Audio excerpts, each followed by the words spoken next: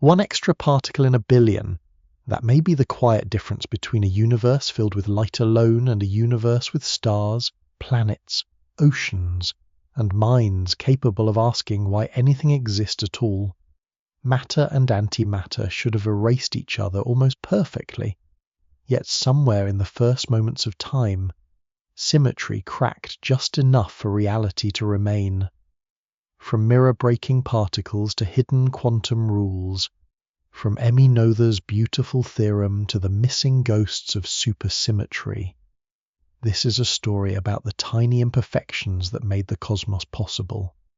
If this kind of calm science journey helps you slow down, please leave a like, subscribe, and share it with someone who enjoys deep questions under a quiet sky.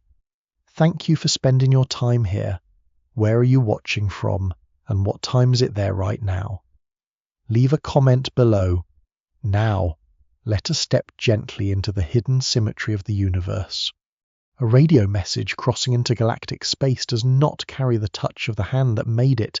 It carries patterns, pulses, intervals, and changes in electric and magnetic fields, all moving outward through the dark at the speed of light.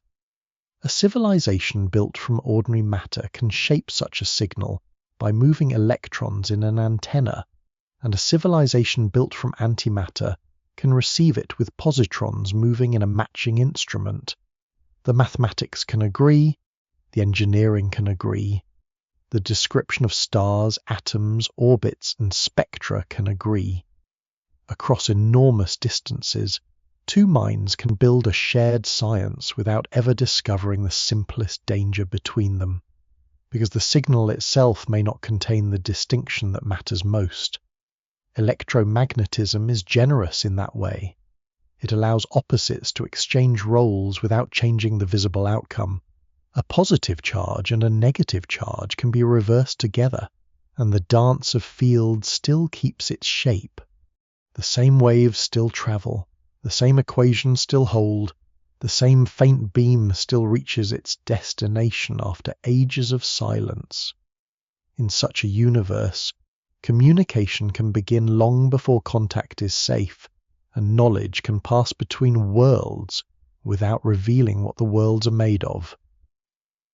The story begins there, with a quiet failure of information, not a failure of intelligence, and not a failure of curiosity, but a failure built into the order of nature itself. Matter and antimatter are not merely two materials with different labels. They are reflections of one another in a deeper physical sense. For every known particle, physics allows a counterpart with matching mass and opposite charge, and when the two meet under ordinary conditions, their separate identities do not survive. The energy locked inside them is released. The particles disappear into new forms, often into light. This is not burning, and it is not an explosion in the chemical sense. It is annihilation, a more fundamental conversion, where the distinction between substance and radiation becomes brief and absolute.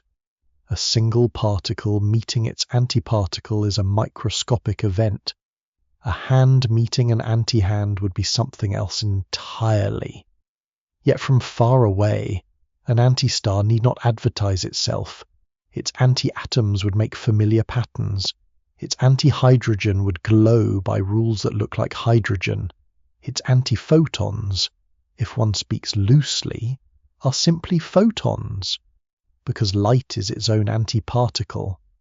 An astronomer studying such a star through a telescope would not see the word antimatter written in the spectrum. The same colours could appear. The same gravitational pull could guide nearby bodies.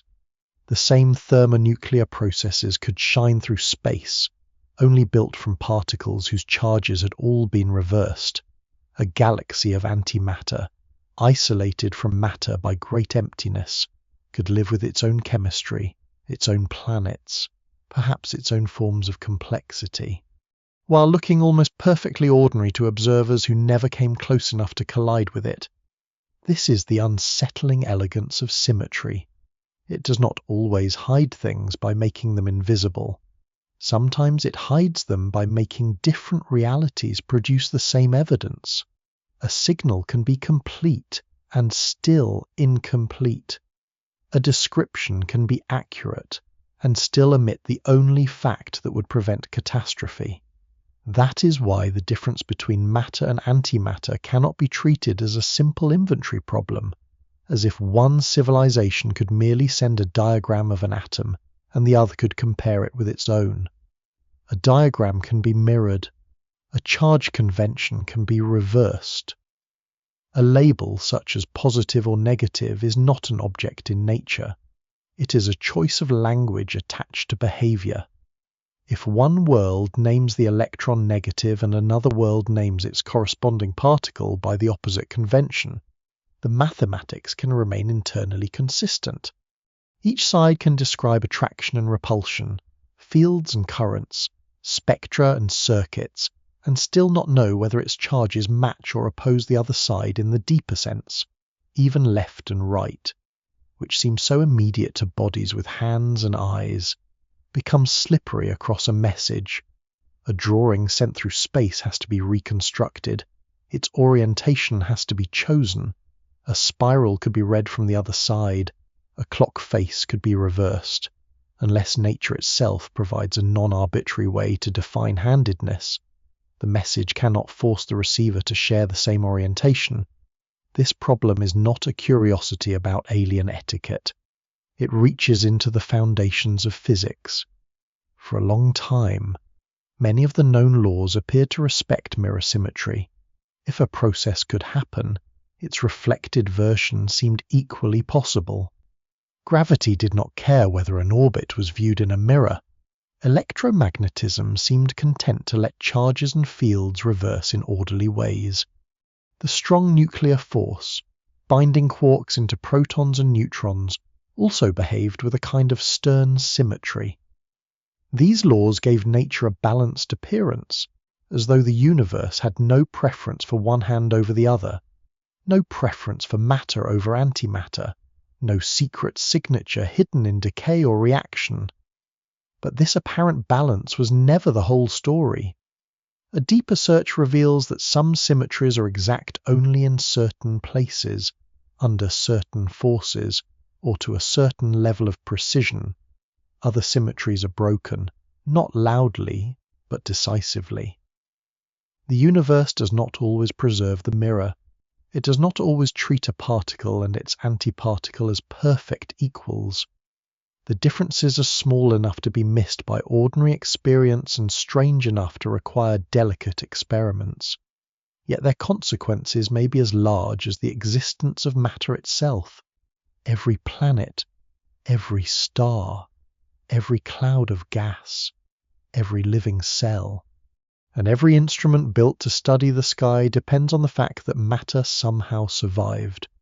The early universe, by simple energetic reasoning, should have produced matter and antimatter together. If the balance had been exact, the young cosmos would have annihilated almost completely into radiation, leaving behind light, expansion, and nearly no material complexity. Instead, matter remains. Galaxies form, stars ignite, rocky worlds cool. Chemistry gathers in oceans and atmospheres. Something in the first chapters of cosmic history leaned slightly toward matter, and that slight leaning became everything solid that later existed. This makes symmetry both a guide and a suspect. It reveals what should remain unchanged, and it points toward the places where change becomes meaningful. A perfectly symmetrical universe might be easier to write down, but it would not necessarily be the universe that contains observers, instruments, or questions. The broken parts matter because they give reality its particular texture. They separate forces, they create distinctions, they allow one outcome to remain when another nearly cancels it away. In the imagined meeting between distant civilizations, this truth arrives too late. Their radio science has been successful, but it has travelled through a channel governed by symmetries too smooth to warn them. Their mathematics has been shared, but mathematics alone can describe mirrored worlds with equal grace. Their ships have crossed the dark, but distance has protected them from the one experiment that would have settled the issue immediately. Contact becomes the test, and the test is fatal. The failure is not that physics lacks an answer. The failure is that the answer lies in a narrow crack, not in the broad laws that make stars shine and signals move. To tell matter from antimatter absolutely, one has to find a process where nature itself refuses to be perfectly mirrored, where the weak nuclear force reveals a preference that electromagnetism conceals. That preference is subtle. It appears in radioactive decay, in the handedness of neutrinos, in the strange behavior of short-lived particles that flicker between matter-like and antimatter-like states before they vanish. These are not the grand phenomena that an intergalactic civilization would first notice from across the void. They are laboratory truths, hidden in counts, asymmetries, and rare decays. Yet they are more fundamental than any picture or convention, because they do not depend on what a civilization chooses to call left, positive, or ordinary. They depend on what nature permits. Here the cosmic mystery begins to narrow. The question is not simply whether antimatter worlds could exist far away, protected by the emptiness between galaxies. The question is how any civilization, including one with patient instruments and a mature science, can identify the broken symmetries that distinguish its own substance from its reflection. The answer leads away from the visible beauty of mirrored forms and into the deeper meaning of symmetry itself. Before matter and antimatter can be separated with confidence, symmetry has to be understood as more than a pleasing arrangement. It has to become a rule about transformation, a way of asking what changes and what remains the same when reality is shifted, rotated, reflected, or exchanged. Only then does the hidden structure of the universe begin to show its outline. The first clue is that symmetry is everywhere in appearance, but its true power lies beneath appearance, in the laws that keep producing the same world even when the description is quietly transformed. A butterfly wing gives symmetry its most familiar face.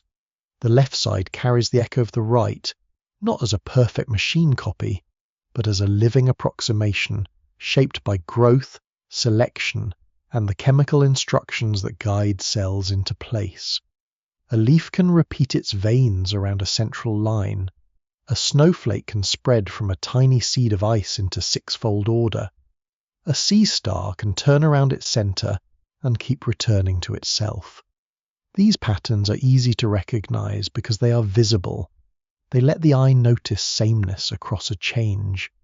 Something is flipped, rotated, repeated, or shifted, and yet the form still seems to belong to itself. In ordinary life, this is what symmetry first appears to mean: balance, repetition, a quiet agreement between parts. It is why a face can look orderly, why a temple can feel stable, why a tiled floor can continue beyond the edge of sight without surprise. But visible symmetry is only the outer surface of a much deeper idea. The true power of symmetry does not come from looking pretty or arranged.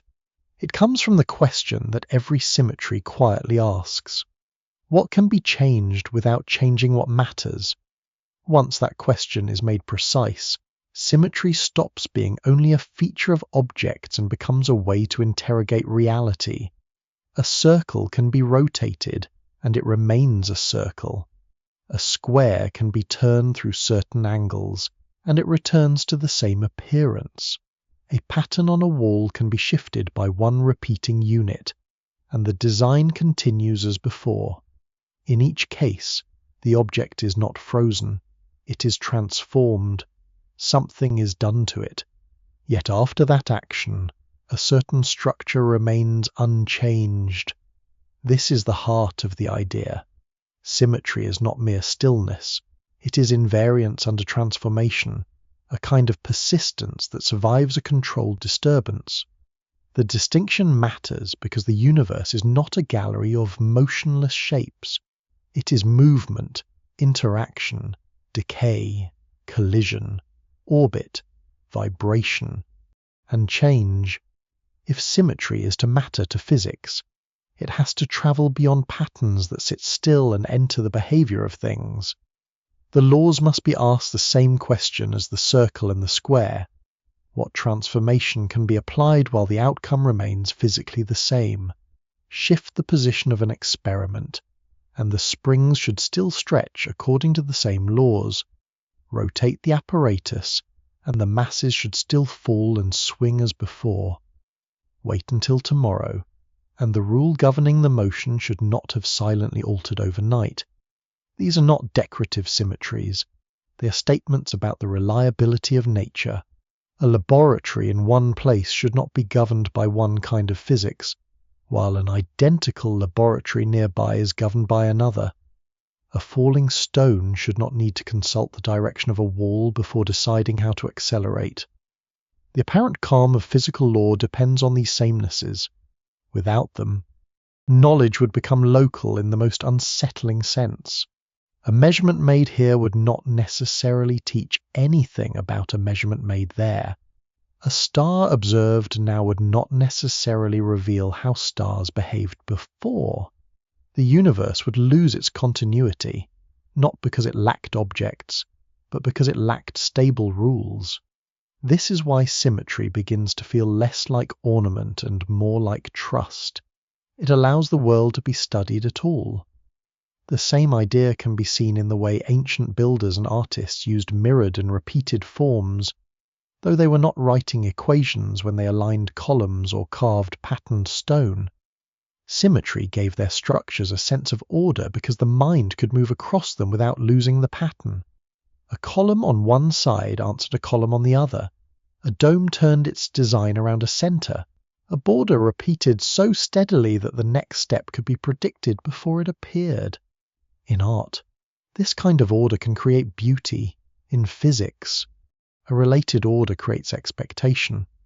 The motion of a planet can be projected forward because the law guiding it is not thought to change halfway around the orbit. The light from a distant star can be understood because the rules of atoms are assumed to hold there as they do in laboratories on Earth. When a spectrum arrives from across the galaxy, its dark and bright lines can be read only because hydrogen does not invent a private physics in every nebula. Symmetry, in this wider sense, is the reason remote evidence can become knowledge. It lets the local become cosmic.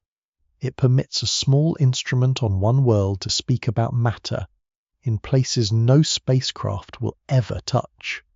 The same confidence explains why the imagined matter and antimatter civilizations could share so much before discovering their danger. The symmetries of electromagnetism and gravity are broad enough to support mutual understanding across the void. Both sides could agree on waves, fields, orbits, thermodynamics, and the architecture of stars. They could calculate the same paths and recognize the same constants. Their agreement would not be shallow. It would be built on genuine invariance. Yet that is exactly what makes the hidden difference so difficult. When a symmetry is strong, it removes a clue. It says that two descriptions, which look different in language or convention, may belong to the same physical reality. Reversing every electric charge can leave electromagnetic processes looking unchanged. Reflecting a picture can preserve much of the behavior seen in gravity or chemistry. To find a real distinction, one must search for the transformation that fails, the place where the world no longer returns to itself. A broken symmetry is therefore not merely an imperfection. It is a source of information. It can reveal what the smoother laws conceal. Even in everyday forms, broken symmetry carries meaning. A crab with one enormous claw does not only look unusual. The asymmetry tells a story about behavior, signaling, competition, and development. A spiral shell is not just a repeated curve. Its handedness records a choice of growth direction. A tree growing toward light bends away from a simpler balance. and the broken shape becomes a record of the environment around it. In nature, perfect symmetry is often less important than the controlled departure from it. The pattern establishes expectation. The break creates evidence. Physics follows this logic at a deeper level. A perfectly balanced law may describe an immense range of events, but the small exception can point toward an unseen force, an undiscovered particle, or a boundary between one state of the universe and another. This is why symmetry and broken symmetry have to be considered together. One defines the order, the other gives the order a history. If everything remained perfectly symmetrical at all scales and under all conditions, there would be fewer marks by which to distinguish one phase of reality from another. The universe might be elegant, but it would also be strangely featureless. The richness of the actual cosmos comes from a repeated tension between sameness and departure. Space can look similar in every direction on the larger scales, while galaxies still gather into filaments and clusters.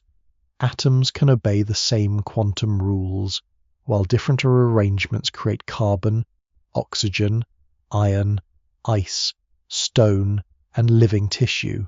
Forces can arise from deep mathematical order, while their separations give the world its variety. The more carefully symmetry is understood, the less it resembles a simple mirror. It becomes a grammar of possible worlds. It asks which changes are merely changes of viewpoint, which changes correspond to real physical difference, and which differences are forbidden until some hidden rule is broken. This is the step that turns symmetry from a visual intuition into a scientific instrument. A mirror on a table can reverse a face, but mathematical symmetry can reverse charge, rotate internal quantum states, shift time, move space, or exchange one particle identity for another. Some of these transformations are visible, others have no direct picture. They exist in equations as operations on fields and probabilities, yet their consequences show up in measured reality. The language becomes abstract because the universe itself has layers of order that no drawing can capture. Still, the underlying question remains plain. What can be changed without changing the law? From that question, an entire way of thinking opens. It leads from natural shapes into algebra, from repeating patterns into the structure of equations, and from the surface balance of forms into the hidden architecture beneath physical events. The next step is not taken in a telescope or a particle detector, but in mathematics, where symmetry becomes precise enough to do more than describe beauty. It becomes a method for finding what can be solved, what cannot be solved, and why certain patterns survive when all the obvious details have been transformed. The next doorway into symmetry opens not with a star or an atom, but with an equation. A polynomial looks modest at first, a line of symbols asking for the values that make it vanish. Yet hidden inside that request is a geometry of possible answers. Each solution can be treated as a point in a wider mathematical landscape, and the points can sometimes be moved around one another without destroying the deeper structure that binds them. This is where symmetry begins to leave the visible world behind. It no longer has to be the symmetry of wings, domes, crystals, or spinning forms. It can be the symmetry of relationships, the unchanged pattern among answers when the answers themselves are rearranged. That shift is quiet but decisive, because it means symmetry is not tied to the eye. It can live in logic, it can live in algebra, it can live in the hidden order of a problem whose surface gives almost nothing away. In the early 19th century, Évariste Galois entered this landscape with a life that would become almost inseparable from the drama of its ending. But the drama is not the reason his work matters.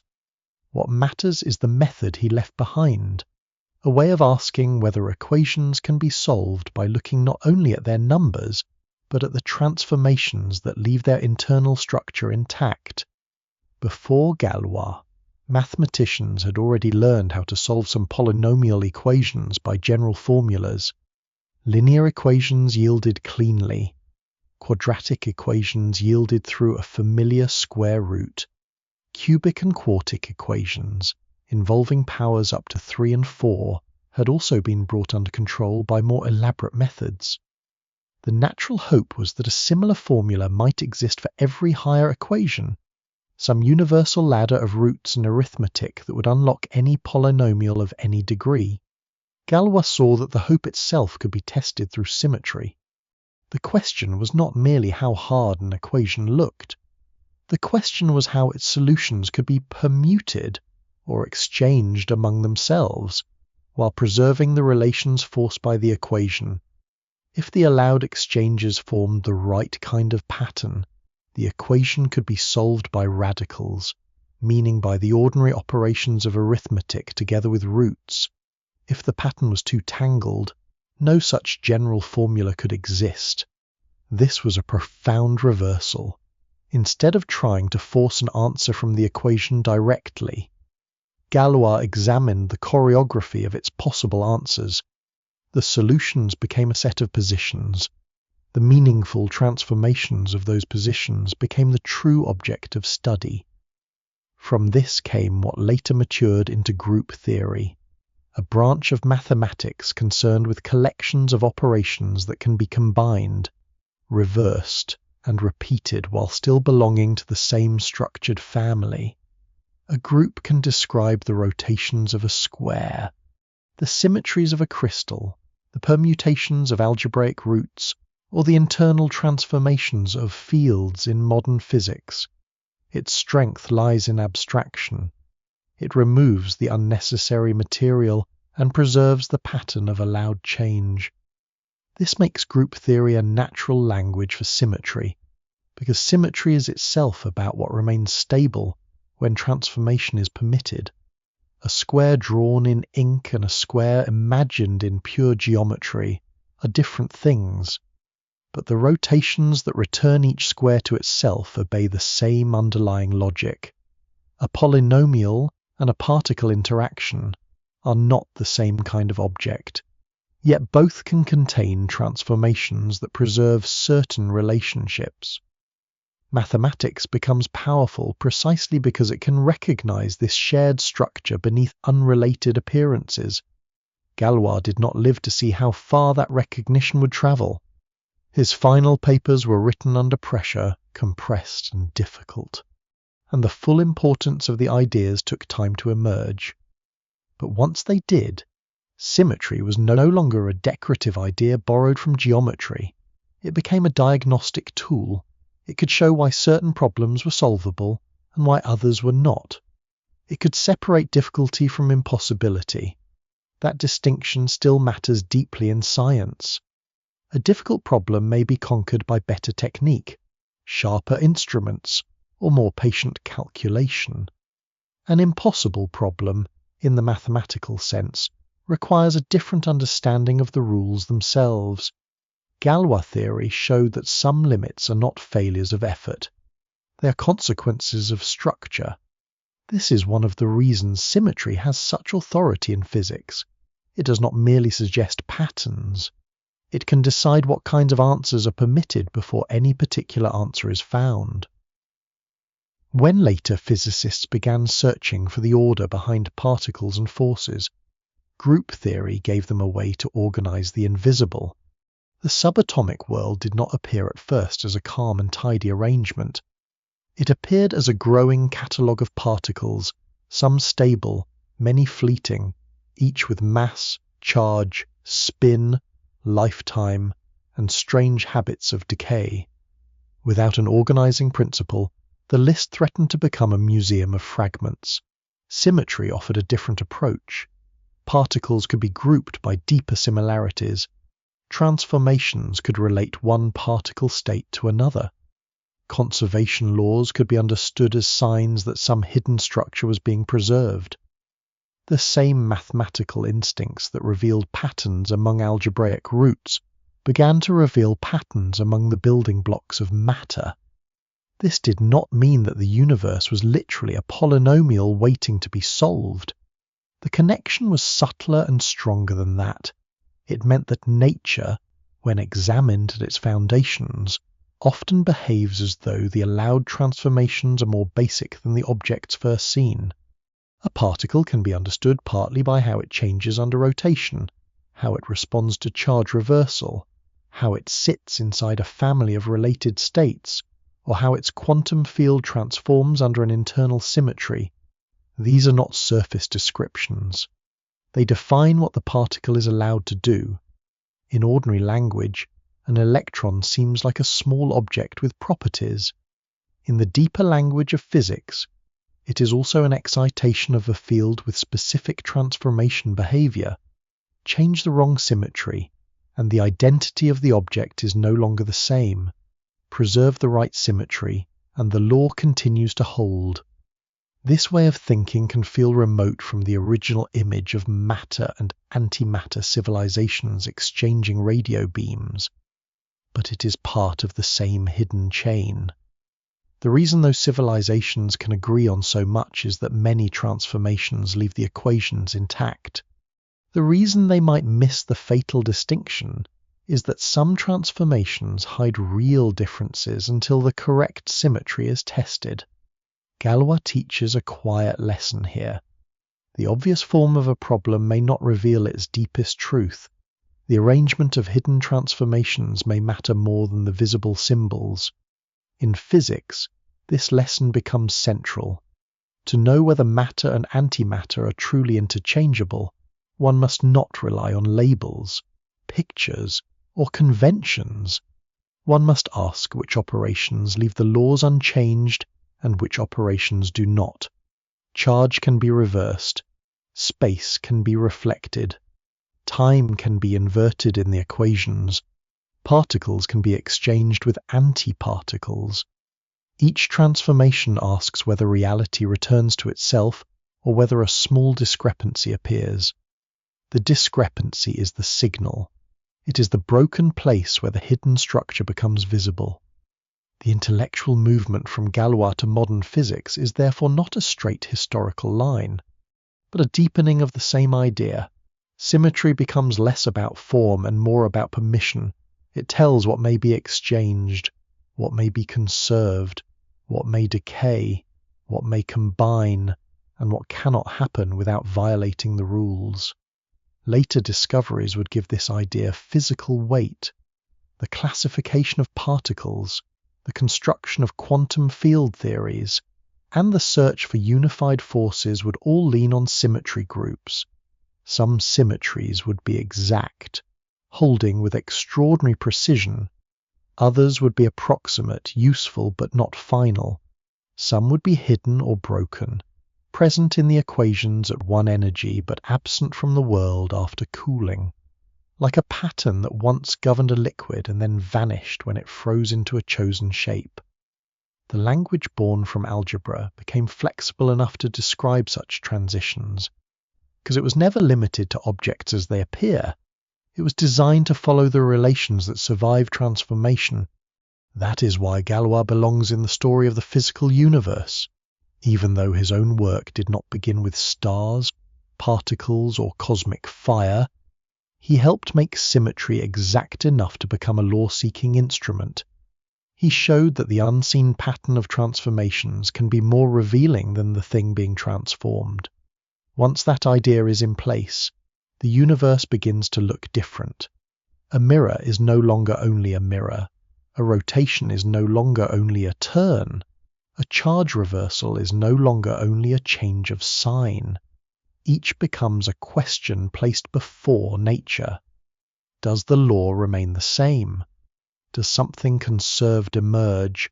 Does an impossibility appear? Does a hidden distinction break through? Mathematics gave symmetry its discipline, but physics would soon give it consequence. The next step is to understand why an unchanged law produces an unchanged quantity, and why the stability of energy, momentum, and charge is not a collection of separate miracles, but the visible trace of symmetry at work. A ball thrown upward carries a hidden promise. It rises, slows, pauses for an instant, and then falls back. And through that whole arc, something remains accounted for even as its form changes. Motion becomes height. Height becomes motion.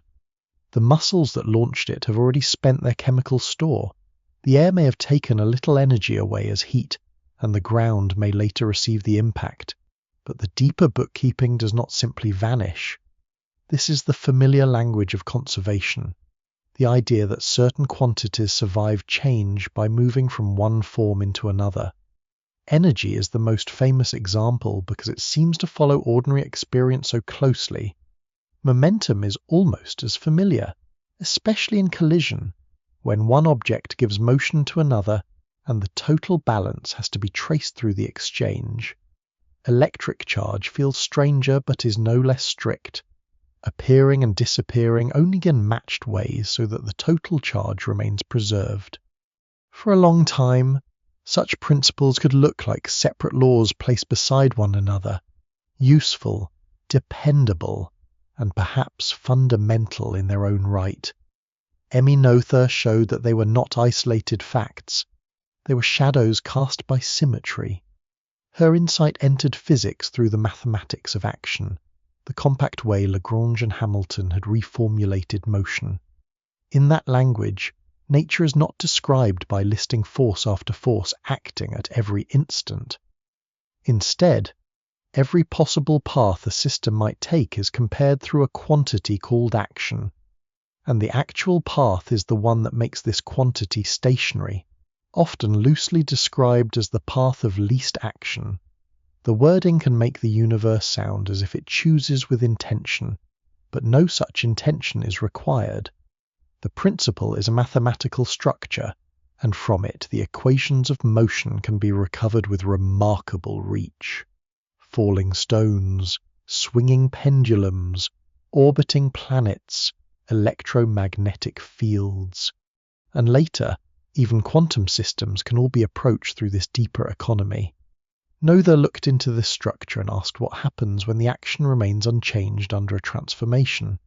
If the equations do not care where an experiment is placed, what follows? If they do not care how the laboratory is rotated, what follows?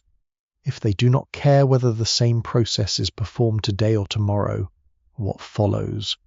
The answer was precise and far-reaching.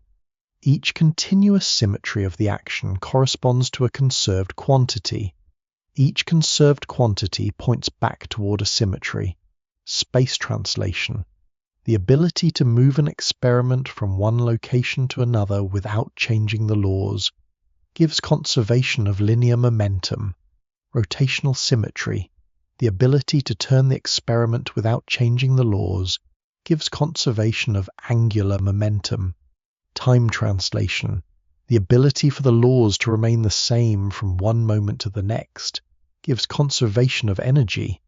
The result is so elegant that it can seem almost too simple after it is stated, but its simplicity hides a profound shift.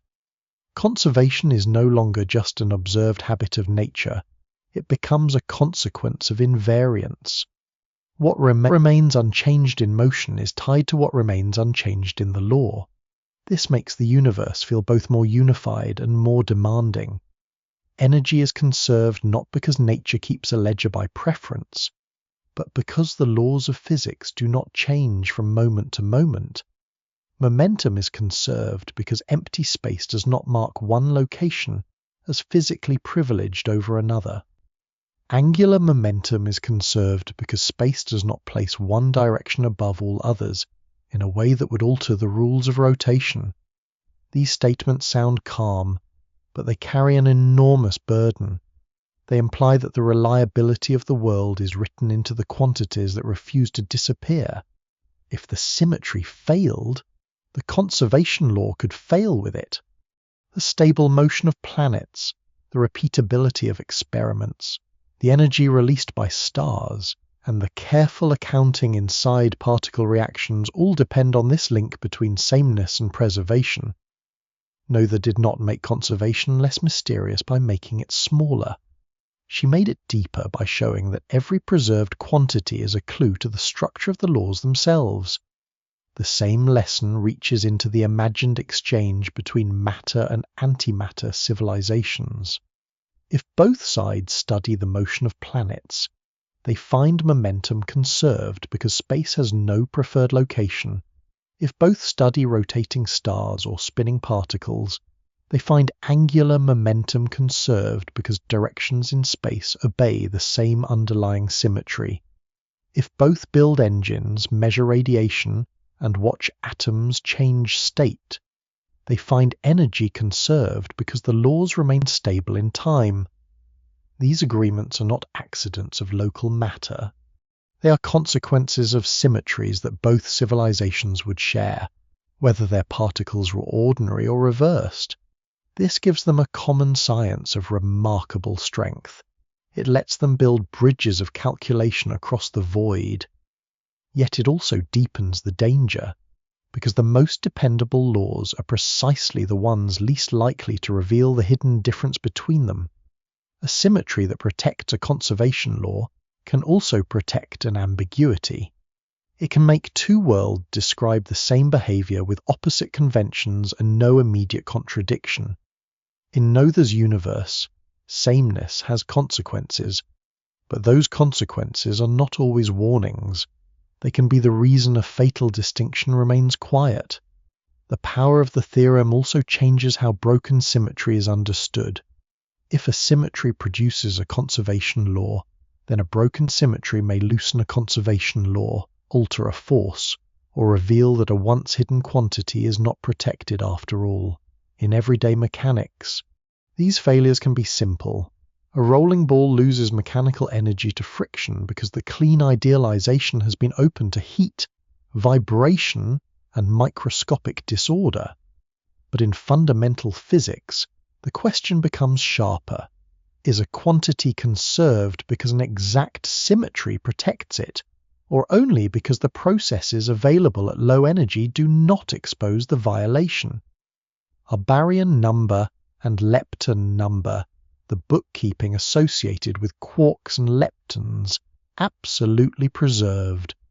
Or are they merely preserved in all the conditions that ordinary experiments have so far reached? These questions matter because the early universe did not live under ordinary conditions. It was hot enough, dense enough, and energetic enough for symmetries to appear differently than they do now. A conservation law that seems firm today may have been altered when the forces were unified or when the fields of the young cosmos shifted state.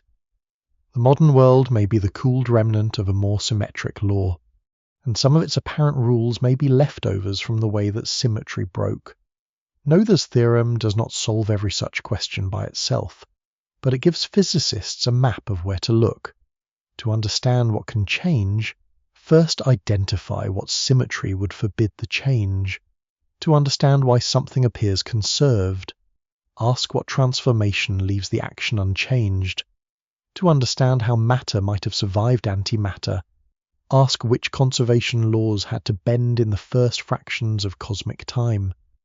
This is why a theorem born from abstract mathematics became one of the load-bearing pillars of modern physics. It connects the measurable world to the hidden architecture that permits measurement to make sense. It explains why some numbers stay fixed while everything around them moves, decays, collides, and transforms. It also explains why physicists are so attentive to small violations. A tiny failure of conservation or a tiny asymmetry and decay is not merely a flaw in the pattern. It may be a window into a deeper law whose symmetry is incomplete, hidden, or broken. The universe appears orderly because so much is conserved, but it becomes interesting because not everything is conserved in every way. There are quantities protected by exact symmetries, quantities protected only approximately, and quantities whose conservation may depend on the temperature and state of the cosmos itself. Beneath the stillness of conservation, there is a history of permitted transformations. The path from Galois to Noether therefore changes the meaning of symmetry again. Galois showed how transformations could reveal the structure of solutions. Noether showed how transformations could reveal the structure of physical law. Together, these insights make symmetry less like a pattern placed on the universe and more like an instrument for reading its deepest grammar. When the laws remain unchanged under a shift in space, momentum appears as the thing that cannot be lost. When they remain unchanged under a shift in time, energy becomes the enduring quantity. When they remain unchanged under a rotation, angular momentum carries the memory of that freedom. The visible world becomes a surface expression of invisible invariance. Yet the deeper one goes, the more unusual the symmetries become. Some cannot be drawn as rotations of bodies or translations through ordinary space. They belong to the phase of quantum waves, to internal relationships among particles, and to mathematical freedoms that have no simple image. These hidden symmetries still leave physical traces. They conserve charge. They organize particles. They give force fields their form. The next movement of the story has to enter that quieter, stranger layer, where the universe is no longer described only by objects moving through space, but by fields whose unseen transformations may be the origin of the forces themselves. In quantum physics, a particle is not only a point-like thing moving along a path, it is also described by a wave, and the wave is not a ripple of water or air but a spread of probability, a mathematical shape that tells where a result may be found when a measurement is made. This shift changes the meaning of symmetry again. A planet can be rotated in space. A laboratory can be moved from one place to another. A square can be turned until it returns to itself. But a quantum wave has a more private kind of freedom. Its phase can be changed. The crest and trough of its mathematical oscillation can be shifted together, and if the shift is applied everywhere in the same way, the measurable predictions do not change. The particle does not become heavier. Its charge does not alter. The probability of finding it here or there remains the same. Something in the description has moved, but the physical content has not. This is the first hint that the deepest symmetries of nature may not look like symmetries at all. They may be freedoms inside the mathematics, transformations that leave every observable fact untouched, while quietly demanding that the world contain a conserved quantity. In this case, the conserved quantity is electric charge. Noether's idea has entered the quantum realm, where the symmetry is not a shift through ordinary space, but a shift in the phase of a field. The result is familiar because charge is familiar, at least in its effects. It makes electrons repel electrons. It makes electrons attract protons. It allows atoms to hold together, chemistry to form, nerves to signal, and stars to carry currents through plasma. Yet the protection of charge arises from a symmetry that cannot be seen with the eye. It is not a mirror, not a rotation, and not a repeated pattern in matter. It is an invariance of the quantum description itself. The electron's wave can be turned through an internal angle, and the measurable world remains unchanged. That hidden turning is enough to place a strict rule on what reactions may do. Electric charge can move, rearrange, and appear in balanced pairs, but the total cannot simply change by whim. The conservation law is the visible footprint of an invisible order. Once this is accepted, a still stranger possibility opens. If the same phase change is made everywhere, the symmetry is called global, because every point in space is shifted together. But physicists can ask for more. What if the phase is allowed to change differently from place to place, so that the transformation is local rather than global? At first, that extra freedom breaks the neat structure of the equations. Neighboring points no longer fit together cleanly, and the mathematical description loses its invariance. To restore the symmetry, something new must be introduced, a field that compensates for the changing phase from one place to the next. In electromagnetism, that compensating field is the electromagnetic field itself. Its particle is the photon. The demand for local symmetry does not merely describe an already known force, it almost seems to require the force to exist. This is the quiet power of gauge symmetry. A gauge is a freedom in description that should not change physical reality. And when that freedom is made local, the mathematics calls for a carrier field to preserve consistency. The result is not decorative symmetry. It is force emerging from the requirement that different descriptions of the same system remain equivalent. In this view, the photon is not an added object placed into the theory by hand. It is the messenger that keeps local phase symmetry intact. Electromagnetism, which once appeared as the force of magnets, lightning, charged amber, and radio waves, becomes a consequence of a hidden mathematical freedom that must be defended at every point in space and time. The idea reaches beyond electromagnetism, the strong nuclear force, which binds quarks inside protons and neutrons, also follows from a gauge symmetry, though its internal structure is richer and harder to picture. Quarks carry a property known as color charge, not because they have visual color, but because physicists needed a name for three related quantum states that the strong force can transform among one another. The gauge symmetry of this color charge requires carrier particles called gluons. Unlike photons, gluons also carry the charge they respond to, and that makes the strong force behave in an unusually self-binding way. It does not fade gently with distance like electromagnetism. It confines quarks so tightly that isolated quarks are not found under ordinary conditions. Try to pull quarks apart, and the energy placed into the field can create new quark combinations rather than produce a single liberated quark. A proton, from far away, looks like a small stable particle. Inside, it is a restless bound state, held together by a gauge order so strict that its constituents cannot simply walk out into open space. Symmetry has become confinement. The weak nuclear force is also built through gauge ideas, but it carries the story toward instability, decay, and the later breaking of the mirror. In the modern description, electromagnetism and the weak force are not wholly separate at high energy. They are two cooled faces of an electro-weak theory, shaped by gauge symmetry and by the way that symmetry is hidden in the world now observed. The carriers of the weak force are massive, unlike the photon, and that mass is tied to the Higgs field, a field that fills space and changes how certain particles move through it. The Higgs field does not destroy the underlying electroweak symmetry in the simple sense of erasing it.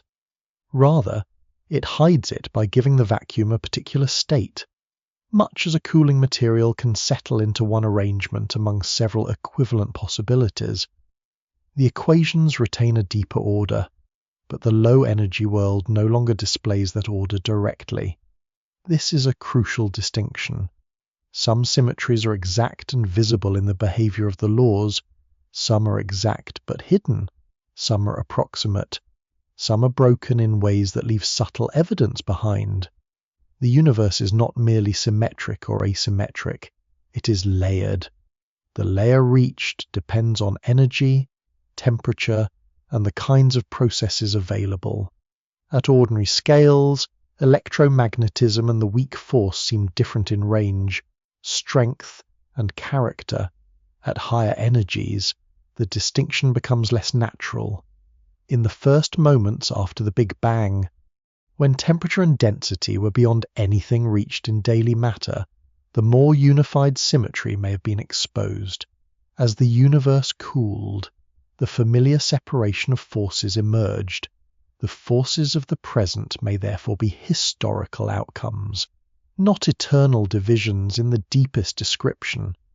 Gauge symmetry gives physicists a way to speak about that history with mathematical care. It explains why a force can be tied to an invariance, why particles come in related families, and why the vacuum itself can determine which aspects of a symmetry are visible. The calm order of present-day atoms rests on fields whose rules were shaped in a much hotter past.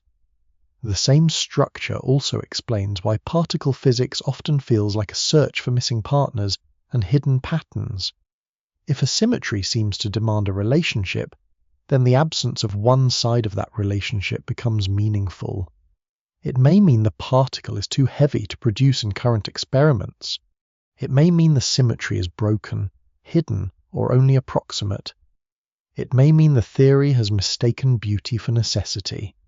This uncertainty is not a failure of symmetry as a guide. It is part of the guide's difficulty. A symmetry can be exact at one level and disguised at another. It can reveal a conservation law, demand a force carrier, or indicate a family resemblance among particles. But it can also tempt physics toward a cleaner world than nature actually provides. The standard model of particle physics, with its quarks, leptons, bosons, gauge fields, and Higgs field, is one of the most successful structures science has ever built, and symmetry runs through it like a hidden frame. Yet the same structure also contains cracks, unanswered questions, and unexplained numbers. Why these particle masses? Why these force strengths? Why 3 families of matter? Why the weak force alone will soon reveal such a sharp preference in handedness? Gauge order gives the universe coherence, but it does not make the universe transparent. It sets the stage for the next violation. The symmetries that produce charge conservation, photons, gluons, and electroweak unity are real and powerful. Yet one of the forces built into this elegant structure does not behave like the others when placed before a mirror. The quantum world has shown that unseen transformations can create visible law. Now the weak force is about to show that an unseen imbalance can decide what counts as left, what counts as right, and why a mirrored universe is not always a possible one. Cobalt-60 does not look like a place where the symmetry of the universe should fail. It is a radioactive isotope, a small arrangement of protons and neutrons inside an atom, unstable enough to change into something else by emitting particles. Yet in the winter of 1956, in a laboratory in Washington, Chien-Shiung Wu and her collaborators used cobalt-60 to ask a question that had seemed almost too obvious to doubt. If nature were viewed in a mirror, would its fundamental processes still be possible? The experiment required care because the weak nuclear force does not announce itself through broad celestial motions or bright electromagnetic signals. It acts inside nuclei, in decays that alter one particle into another, and its traces have to be collected through patient counting. Wu's team cooled cobalt atoms to extremely low temperature and placed them in a magnetic field so their nuclear spins lined up. The arrangement gave the atoms a shared orientation. A tiny sense of direction imposed across the sample. Then the cobalt decayed, electrons escaped. Their directions could be measured if mirror symmetry or parity were conserved by the weak force. The electrons should have emerged in a balanced way relative to the nuclear spin. A mirrored version of the process would have been just as legitimate as the original. Nature would not have preferred one-handed pattern over its reflection, but the counts did not come out balanced. More electrons emerged in one direction than the other. The weak decay had chosen a side. The mirror image was not a process that nature treated as equally real. The result was quiet in the room and enormous in meaning, because it showed that parity was not a sacred rule of all physics. For gravity, the mirror still seemed harmless. A planet orbiting one way could be reflected into a planet orbiting the other way, and the gravitational law would not object for electromagnetism. Mirrored arrangements could still be made consistent when fields and directions were handled correctly. For the strong force inside nuclei, the mirror did not appear to break the essential interactions. But the weak force was different. It didn't merely look different in a mirror, it failed a test that the other forces had passed. This was not a small correction to a detail. It meant that the universe contains a built-in handedness, a way for physical law to distinguish one orientation from its reflection. The old assumption had been that left and right were matters of viewpoint, not matters of fundamental permission. A human body has a left hand and a right hand, but a mirror can exchange them. A spiral can twist one way or the other, but both forms appear allowed in ordinary geometry. Before Wu's experiment, it was tempting to believe that the deepest laws behaved the same way, indifferent to the side from which they were seen. The weak force revealed that this was not true. Somewhere inside radioactive decay, nature knows the difference. The reason reaches into the neutrino, one of the most elusive particles in physics. Neutrinos are produced in weak processes, and for a long time they were suspected before they were directly detected because energy and momentum seem to disappear from radioactive decay unless something unseen carried them away. They are extremely light, electrically neutral, and reluctant to interact with matter, passing through planets and bodies almost as if the solid world were transparent. Yet their behavior under the weak force is sharply selective. In the simple picture that emerged from parity violation, neutrinos were found to have a preferred handedness. Their spin and their direction of motion were related in a way that the mirror would reverse. The reflected version would require a neutrino with the opposite handedness, and that version did not participate in the weak interaction in the same way. The asymmetry was not an artifact of the apparatus. It was not a failure to align the cobalt properly, not a bias in the detectors, not a hidden preference in the laboratory. It was written into the coupling between particles and the weak force. A mirror had ceased to be only a mirror. It had become a test of reality, and reality had refused the reflected answer. This refusal had immediate consequences for the old problem of communicating left and right to a distant intelligence. Any diagram can be reversed. Any arrow can be misread if the receiver does not already share orientation. A description of a rotating object can be flipped by a mirror convention. But a weak decay with parity violation gives an absolute physical reference. It allows a civilization to define handedness through a process that nature itself treats unequally.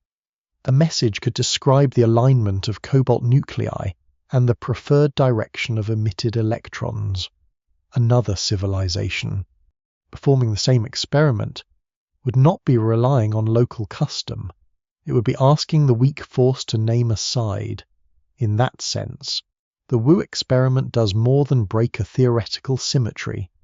It gives the universe an orientation marker, a tiny compass of handedness hidden in radioactive decay. That is why the result shocked physicists so deeply. It was not because one isotope behaved strangely. It was because one of the assumed equivalences of reality had failed in a reproducible way. The mirror world was not always a possible world. Parity violation also changed the emotional texture of symmetry in physics. Until then, symmetry had often seemed like the cleaner, more natural option. A law that works equally in a mirror feels elegant. A universe without a preference for left or right feels impartial. But the weak force showed that elegance is not always where the truth lies. The deeper law can be more particular, more selective, and less visually balanced than expectation suggests. This does not make the universe disorderly. The weak force is not random in its handedness. It follows precise rules, and those rules can be written mathematically with great success. The surprise is that the precision does not preserve the mirror. It preserves a different structure, one in which only certain handed particle states are allowed to interact weakly in the familiar way. The asymmetry is controlled, not chaotic. It is a crack with edges. That distinction matters, because broken symmetry in physics is rarely simple ruin. It is often an organized reduction of possibility. A law begins with what seems like a larger set of allowed transformations, and then experiment reveals that only a smaller set truly survives. The broken part is not noise. It is information about the hidden architecture of the theory. In the years just before the experiment, Chen Yang and Sungdao Li had examined the evidence for parity conservation in weak interactions and noticed something striking. The assumption was strong, but the direct proof was weak. The experiments that had confirmed parity in other forces did not guarantee that the weak force obeyed it. Their proposal opened the door. Wu's work walked through it.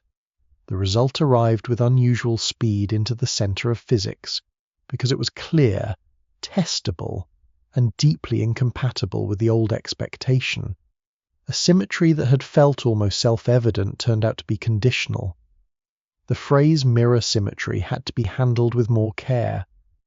A reflected process might resemble the original in form and still be forbidden by the weak interaction. The implications began spreading through particle physics. If parity could fail, then other transformations might have to be tested rather than assumed. Charge conjugation, the operation that changes particles into antiparticles, became especially important. Perhaps the weak force violated parity alone, but still obeyed a combined symmetry, in which the mirror reflection was accompanied by the exchange of matter for antimatter. This combined operation, known as charge parity, seemed at first to offer a repaired balance. The mirror image of a neutrino process might not exist, but the mirror image with every particle replaced by its antiparticle might be allowed. Nature might still preserve a deeper equivalence, not between left and right alone, but between a reflected matter world and an antimatter world. For the imagined civilization separated by the void, this possibility was crucial. If charge parity were exact, then matter and antimatter would still be related by a profound symmetry. The weak force would give them a way to define handedness, but it might not yet distinguish their substances in every needed sense. The mirror had cracked, but the paired mirror of charge and parity might remain whole. Physics therefore moved from one broken symmetry to a sharper question. Was the universe biased only in handedness, or did the difference reach into the relationship between matter and antimatter itself? The weak force had already shown that nature is not as symmetrical as appearance suggests. It had taught that some truths are hidden in rare decays, cold samples, aligned spins, and the preferred directions of particles too small to see. But this first violation was not the end of the story. It was the opening of a more delicate search, where the next evidence would come not from cobalt alone, but from neutral kaons, particles able to blur the boundary between matter and antimatter before they decay. The mirror had failed. The remaining question was whether the antimatter mirror would fail with it. Neutral kaons enter the story as particles that do not seem built for ordinary intuition. They are mesons, short-lived combinations of a quark and an antiquark, and their neutral form carries a peculiar ability to mix with its own opposite. A neutral kaon can be described in one way as containing a strange quark paired with an anti-down quark, and in another way as the mirrored arrangement, an anti-strange quark paired with a down quark. Because quantum systems are not forced to choose the kind of identity that large objects carry, these two possibilities can overlap. The particle can travel as a blend of matter-like and antimatter-like character, changing its composition through the same weak interaction that had already broken the mirror in cobalt decay. This makes the kaon a natural testing ground for a deeper question. Perhaps the weak force violates parity, but perhaps it still preserves the combined operation in which a mirror reflection is paired with the exchange of every particle for its antiparticle. Such a combined symmetry wouldn't restore the old mirror, but it would keep a more refined balance between matter and antimatter. It would say that a reflected matter process and its corresponding antimatter process are still physically equivalent. If that were true, the universe would have a handedness, but it would not yet have a deep preference between substance and anti-substance. The kaon was able to test this because it decays through paths that are sensitive to that combined symmetry. Its lifetime is brief, but in particle physics a brief lifetime can contain a precise argument. Neutral kaons can decay into lighter particles called pions, and the number and arrangement of those pions reveal which symmetry state the kaon occupied before it vanished. In the clean expectation, one kind of long-lived neutral kaon should decay in a way consistent with the conserved combined symmetry, while a forbidden mode should almost never appear. The experiment therefore becomes a matter of patience, purity, and counting. A beam of neutral kaons is produced, allowed to travel, and watched as the particles decay. Most vanish in the expected way. The pattern seems to hold. Then, among many ordinary events, a rare alternative appears. A decay that should be forbidden under exact charge. Parity conservation occurs. It is not common. It is not large. It is not the kind of violation that announces itself through a bright cosmic display. It is a small statistical disobedience, a tiny number of events among many. But in fundamental physics, a small event can carry a large meaning if the rule it breaks was supposed to be exact. The discovery in the 1960s showed that charge parity symmetry is not perfectly conserved in neutral kaon decay. The mirror repaired with antimatter still contains a crack. Matter and antimatter are not governed by laws that are absolutely identical under that combined transformation. The difference is extremely slight. But slightness is not the same as insignificance. A one-sided imbalance in a rare decay can be the first visible edge of a principle, large enough to matter to cosmology. The old dream of perfect exchange had failed twice.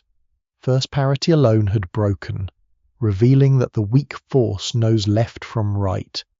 Then charge parity had broken, revealing that even when the mirror is combined with a matter-antimatter exchange, nature does not return entirely to itself. For the imagined civilizations separated by intergalactic distance, this matters more than any diagram of atoms. Electromagnetic signals cannot decide which side is made of matter, because charge reversal can leave their shared radio science intact. Gravity cannot decide it. Because mass and space-time curvature do not label matter with a visible sign, the strong force cannot easily decide it, because it respects the relevant symmetries too well for ordinary contactless observation. But kaon decays can decide it. A civilization that measures the tiny imbalance in neutral kaon behavior can use the weak force as an absolute reference. It can compare the excess of one decay product over its counterpart and learn whether its own material belongs to the same convention as a distant correspondent or the reversed one. The answer is not carried by a picture, it is carried by an asymmetry in nature's own counting. That is a much firmer message than any drawing of left and right, because it does not depend on how a receiver chooses to orient the page. It depends on which rare decays the universe permits slightly more often. The result also reveals something unsettling about the word antimatter. Antimatter is often introduced as a perfect opposite. A shadow substance with equal mass and reverse charge, capable of annihilating ordinary matter into energy. That description is useful, but it can make the relationship seem too clean. The weak force shows that the opposition is not a flawless mirror. There are processes in which matter and antimatter follow almost the same rules, but not exactly the same rules. The almost is where the universe becomes specific. Without it, matter and antimatter would have remained balanced partners in every relevant early reaction. With it, there is at least a physical mechanism by which a difference can exist. The measured kaon effect by itself is too small and too particular to explain the enormous dominance of matter in the present cosmos. But it proves that the needed kind of bias is not forbidden. The universe has permission, in principle, to tell matter from antimatter. The difficulty is discovering whether that permission was strong enough in the hot young cosmos to leave behind all the galaxies now visible. This is where the kaon story becomes a bridge between laboratory physics and cosmic origin. In a detector, the violation appears as an imbalance in decays. In the early universe, the analogous need is larger and more severe. To produce a matter-dominated cosmos from an initially hot and nearly balanced state, physical processes must satisfy a set of demanding conditions. Matter number has to be able to change. Charge and charge parity symmetries have to be violated, so matter and antimatter do not evolve in perfect lockstep. The universe also has to pass through conditions out of thermal equilibrium, because equilibrium tends to erase any developing excess. These requirements do not specify the exact mechanism, but they show why charge parity violation matters. It is one of the necessary ingredients for making a cosmos like this one. The kaon experiment did not solve baryogenesis, the origin of the matter excess, but it showed that nature contains at least one crack of the right general kind. Later studies found charge parity violation in other systems, including particles containing bottom quarks, and the pattern became part of the standard model. Yet the standard model amount still seems insufficient to account for the full cosmic asymmetry. The laboratory crack is real, but it may not be wide enough. That tension remains one of the reasons physicists keep looking for new sources of charge parity violation, in neutrinos, in heavier particles, or in physics not yet visible to current accelerators. The kaon is therefore both an answer and a warning. It answers the practical question of whether matter and antimatter can be distinguished by a fundamental experiment. They can. It warns that the known distinction may be too faint to explain why anything survived. This double role gives the particle a quiet significance beyond its short lifetime. It is a messenger from the weak force, carrying news that perfect symmetry is not the final law. It shows that a universe may look balanced in its broad equations and still lean very slightly in its deepest processes. A lean that small can be difficult to measure, difficult to interpret, and difficult to connect to the largest structures in space. Yet every star depends on some such lean having existed. The matter in planets and bodies is not merely present. It is the remnant of a contest that antimatter almost won by symmetry. The next step is to move from the detector back to the beginning, to the epoch when the universe was not yet arranged into atoms, stars, or galaxies, and when symmetries that now seem broken may have been restored by heat. There, in the first cooling of reality, the small laboratory asymmetry becomes part of a larger question about how a nearly perfect universe began to fracture into the particular one that remains, before atoms, before stars, before any stable surface could cool beneath a sky. The universe existed as a state in which familiar separations had not yet settled into place.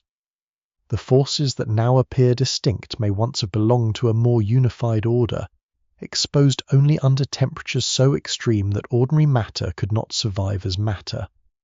In the present cosmos, gravity shapes the large architecture of galaxies and clusters. Electromagnetism binds electrons to nuclei and carries light across space. The strong nuclear force confines quarks inside protons and neutrons. The weak nuclear force changes one kind of particle into another, and leaves its delicate signature in decay. These forces feel different because the cooled universe has made them different in range, strength, and behavior.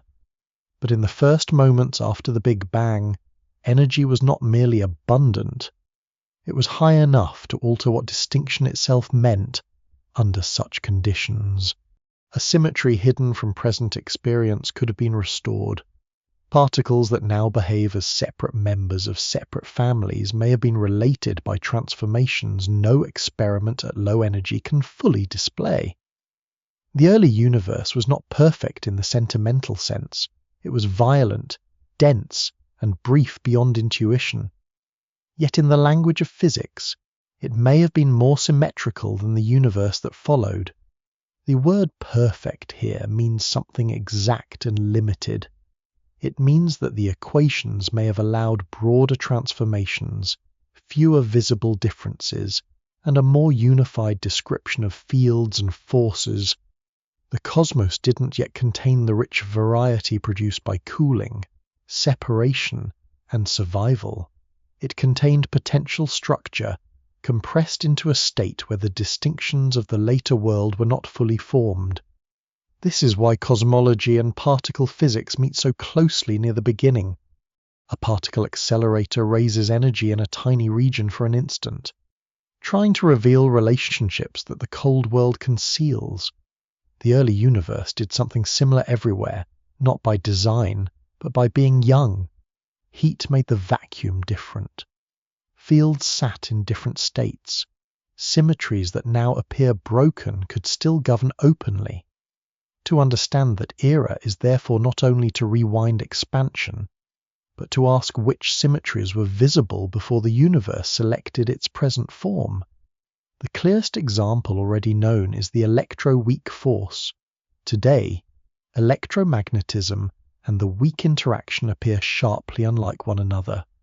The photon has no rest mass and gives electromagnetism an infinite range, while the carriers of the weak force are massive and make the weak interaction short-ranged.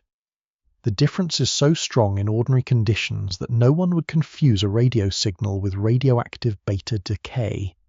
Yet the modern theory shows that at high enough energy, these two forces are described as aspects of one electroweak structure. The separation seen now is tied to the Higgs field and to the state chosen by the vacuum as the universe cooled. Above the electroweak scale, the symmetry is more apparent. Below it, the photon remains massless while the weak carriers become massive, and the world begins to look as though two forces have always been separate. This is one of the great lessons of symmetry breaking. A distinction can feel permanent after it appears, even when it is the cooled result of a deeper unity. The present world is not necessarily the best guide to the earliest one, because the present world is already a phase of history, just as ice has properties that liquid water does not display in the same way. The modern vacuum has properties that the hotter early vacuum may not have had. The word vacuum can be misleading, because it suggests emptiness in quantum field theory. The vacuum is the lowest energy state of fields that fill space, and its structure determines how particles behave. If the vacuum changes, the visible laws can change with it.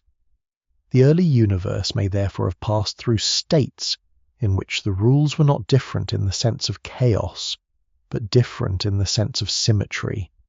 A higher symmetry could make forces appear united, a lower symmetry could make them split. The transition between them would not be a decorative event. It would define what kinds of particles exist as stable objects, which forces have range, which conservation laws are protected, and which asymmetries can begin to leave a lasting mark. At still higher energies than the electroweak unification, many theories suggest that the strong force may also have joined the same larger structure.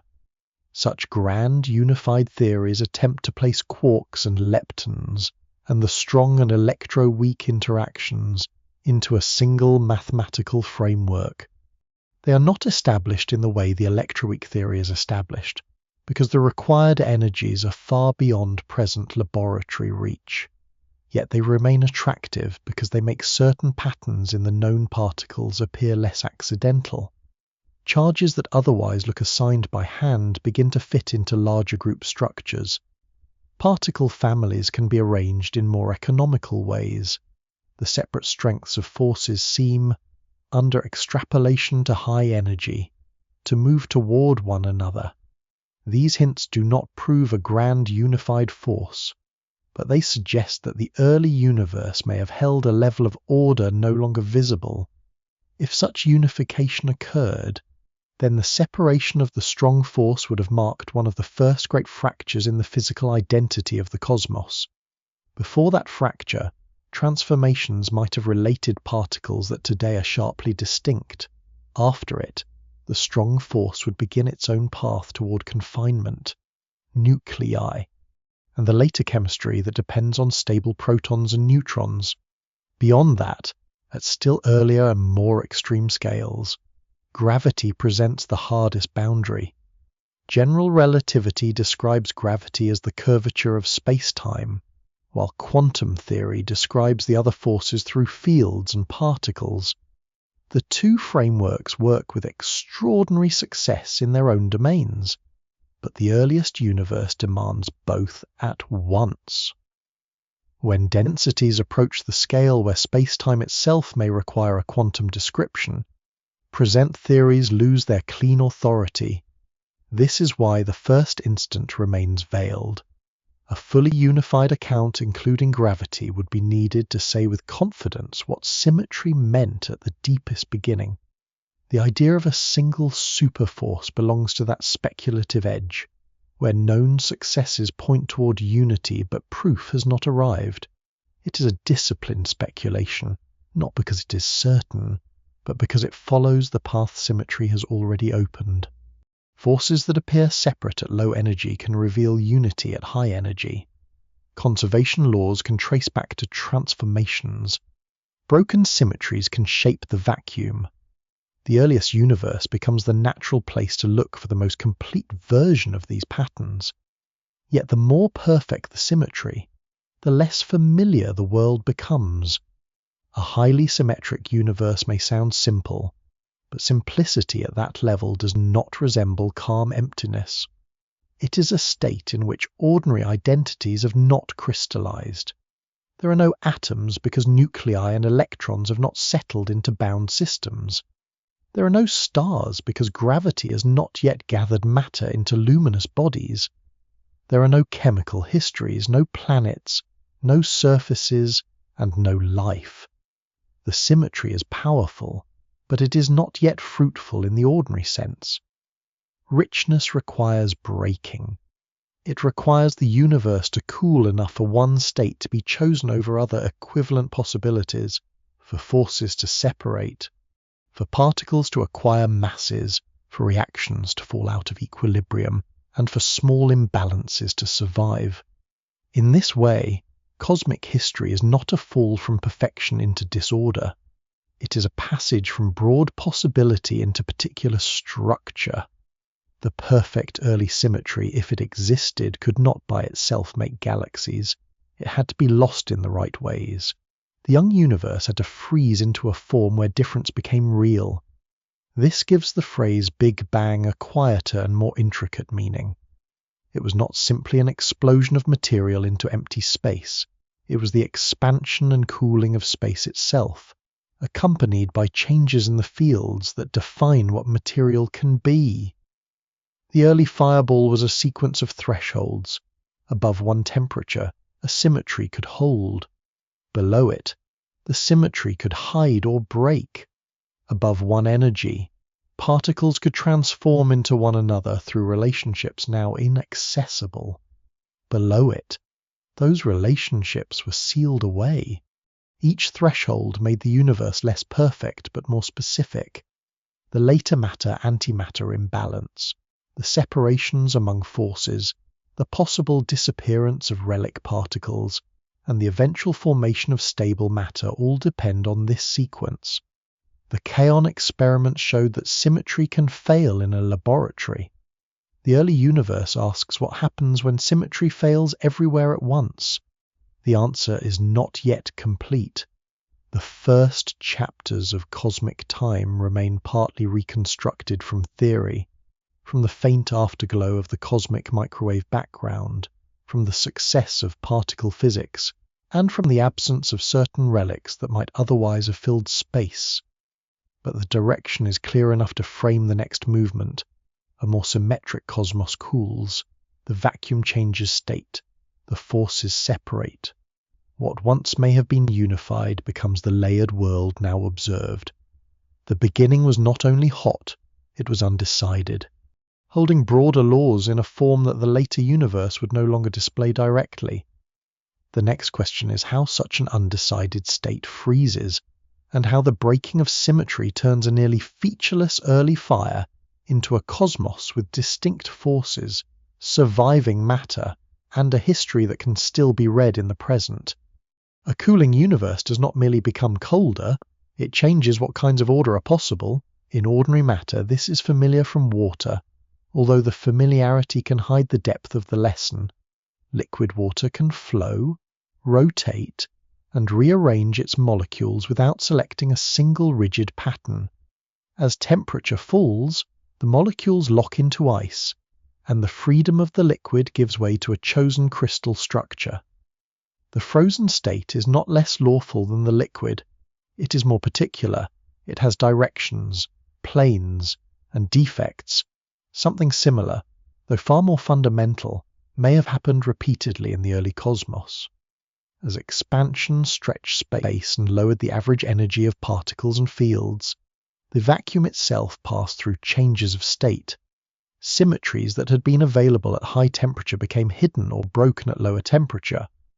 The universe did not cool as a passive container filled with matter. It cooled as a system whose basic fields were deciding which form of reality would remain stable. In that sense, the word freezing is more than metaphor. It points to a selection from among possibilities. A hotter state can hold a symmetry openly because many configurations are energetically equivalent and rapidly exchanged. A colder state can settle into one of those configurations, and once it does, the full symmetry may no longer be visible. The underlying equations may contain the larger pattern, but the actual state of the universe displays only part of it. A simple magnet gives a useful image. Above a critical temperature, tiny magnetic orientations point in many directions, and the material has no overall magnetization. Below that temperature, the orientations can align, and the magnet chooses a direction. The laws of space have not declared that one direction is special everywhere. Yet the material itself now carries a preferred orientation. The symmetry has been broken by the state, not necessarily erased from the law. This distinction is central to modern physics. The vacuum can behave like a material with a chosen condition. Once a field settles into a particular value, particles moving through that vacuum encounter a world with fewer visible symmetries than the high-energy equations suggest. The Higgs field is the best-known example in the present universe. Its non-zero value fills space and helps determine the masses of many elementary particles, including the heavy carriers of the weak force.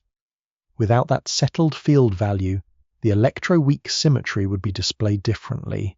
With it, the photon remains massless. The weak carriers become massive, and two forces that were once unified in the theory appear different in everyday reality. Particle masses, reaction rates, and the short range of the weak force all follow from the state into which the universe cooled. A phase transition can therefore become a cosmological event. It can separate forces, alter particle behavior, and create conditions that later structure depends on. In the early universe, such transitions would not have happened in a quiet laboratory sample. They would have occurred throughout space, perhaps through regions settling into the new state at different moments, boundaries moving, bubbles of one vacuum expanding into another, and energy being released as fields change their arrangement. The details depend on the specific theory, and not every transition must have been violent.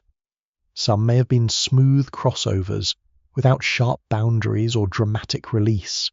Others, if they occurred, could have left stronger traces.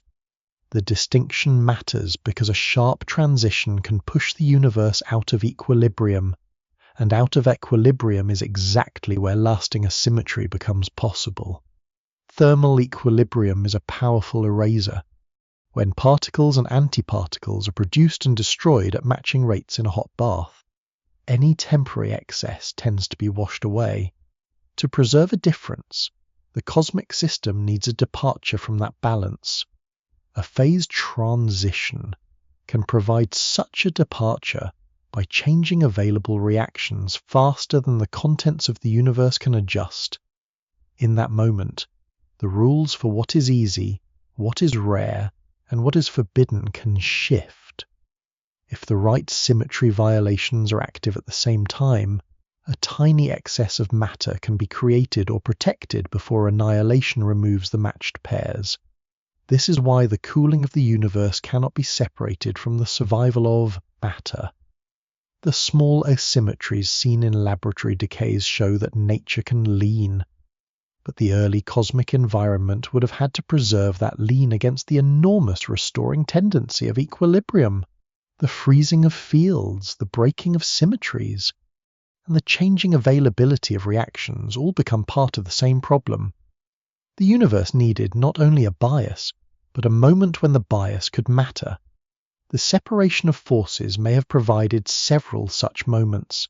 At extremely high energy, if a grand unified symmetry existed, processes might have allowed quarks and leptons to transform into one another in ways not seen today.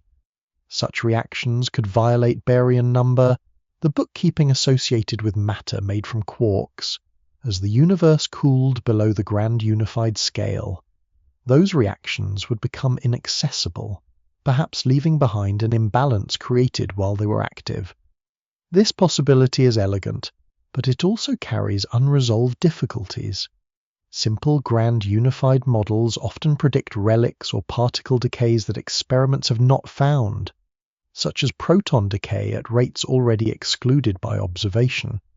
More elaborate versions remain possible, but the absence of expected signals forces caution. Symmetry offers a path, yet nature does not reward every elegant path with evidence.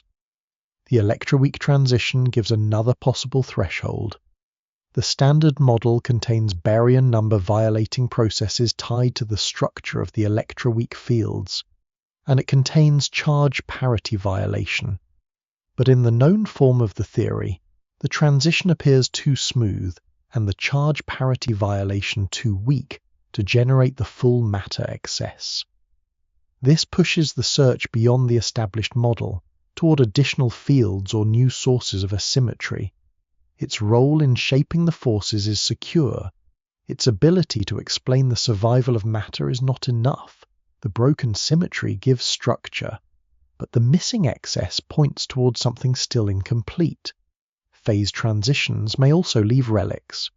When a system cools through a broken symmetry, different regions can choose different versions of the new state.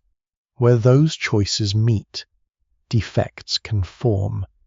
In cosmology, analogous defects could include cosmic strings, domain walls, or monopoles, depending on the symmetry and the way it broke.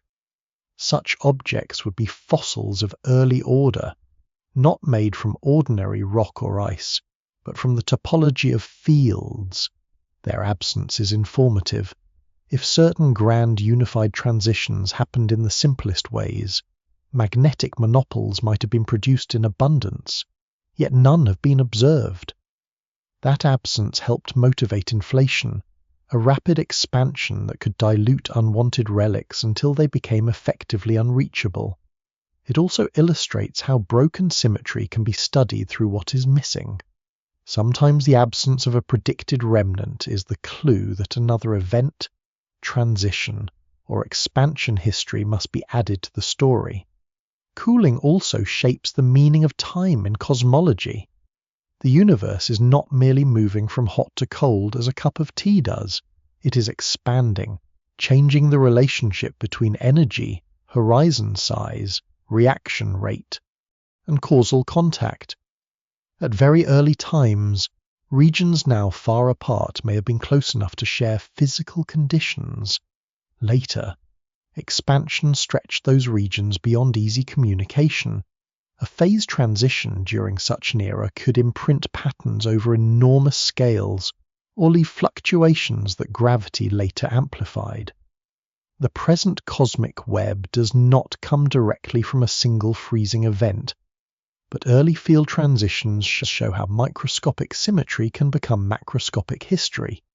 A choice made in the state of a field can echo through expansion, matter formation, radiation, and gravity until it becomes part of the large-scale universe. Still, the deepest phase changes remain partly hidden. The farther back the story goes, the less direct the evidence becomes. The electroweak scale is tied to particles and fields that can be tested in accelerators. Grand unified transitions, if they occurred, lie beyond direct experiment. Quantum gravity lies farther still. The sequence is therefore a layered reconstruction, with firm ground near known physics and more speculative ground near the earliest thresholds. Symmetry breaking is not a single event with one simple answer. It is a family of processes, some measured, some inferred, some proposed, all connected by the way a law and a state can part company in what they display. The result is the universe now inhabited by ordinary matter. Forces have different ranges. Particles have masses. Certain reactions are allowed and others are suppressed. Atoms can persist. Stars can burn for long ages instead of dissolving instantly into a perfectly balanced radiation bath. None of this required the universe to abandon law. It required law to pass through history. The early symmetric state, if it existed in the broadest sense, had to cool into a set of broken patterns stable enough for complexity. Each fracture narrowed possibility and created definition. The world became less symmetric, but more able to hold form. The next threshold in the story is the one where expansion itself may have suddenly accelerated, stretching space so severely that relics from earlier symmetry breaking were driven beyond view. If phase transitions made the young universe particular, inflation may have made it enormous, smooth, and strangely emptied before reheating filled it again. The freezing of reality prepared the conditions. The great stretching may have decided which traces survived. Magnetic monopoles are among the most elegant particles that have never appeared. Ordinary magnets always arrive with two poles, north and south bound together, so that cutting a bar magnet in half does not isolate a single pole, but creates two smaller magnets, each with its own pair. Yet the mathematics of unified forces has often made room for something simpler and stranger, a lone magnetic pole, a particle carrying magnetic charge by itself. Such an object would repair a visible asymmetry in the familiar world. Electric charges exist as individual positives and negatives. Magnetic poles, in ordinary matter, only come paired. A grand unified early universe might have erased that imbalance, allowing magnetic charge to appear as naturally as electric charge. If so, when a high symmetry state broke as the cosmos cooled, monopoles could have formed as relics, tiny fossil defects left behind by the changing field structure of reality. The difficulty is that simple versions of this story make too many of them. If magnetic monopoles were produced abundantly in the young universe, they should still be present today, heavy, stable, and scattered through space in numbers large enough to affect cosmology or perhaps even be found by patient experiments. Their absence is therefore not a blank space. It is evidence with a shape. It says that either the simplest grand unified transitions did not happen as imagined, or something later diluted their relics so thoroughly that almost none remain inside the observable universe. Inflation was born, in part, from this kind of problem. The early cosmos seemed too smooth in temperature across regions that should not have had enough time to exchange information. It appeared too geometrically flat, balanced close to the boundary between positive and negative curvature with suspicious precision. It lacked the magnetic monopoles that some theories seem to predict. These were not the same problem on the surface, but they pointed toward a common possibility. Perhaps the young universe passed through a brief period of extraordinary accelerated expansion, when a tiny region of space was stretched so rapidly that any initial curvature became nearly undetectable. Any unwanted relics were driven far apart, and any region now visible in the sky once came from a patch small enough to share common conditions. Inflation does not need to last long to be transformative.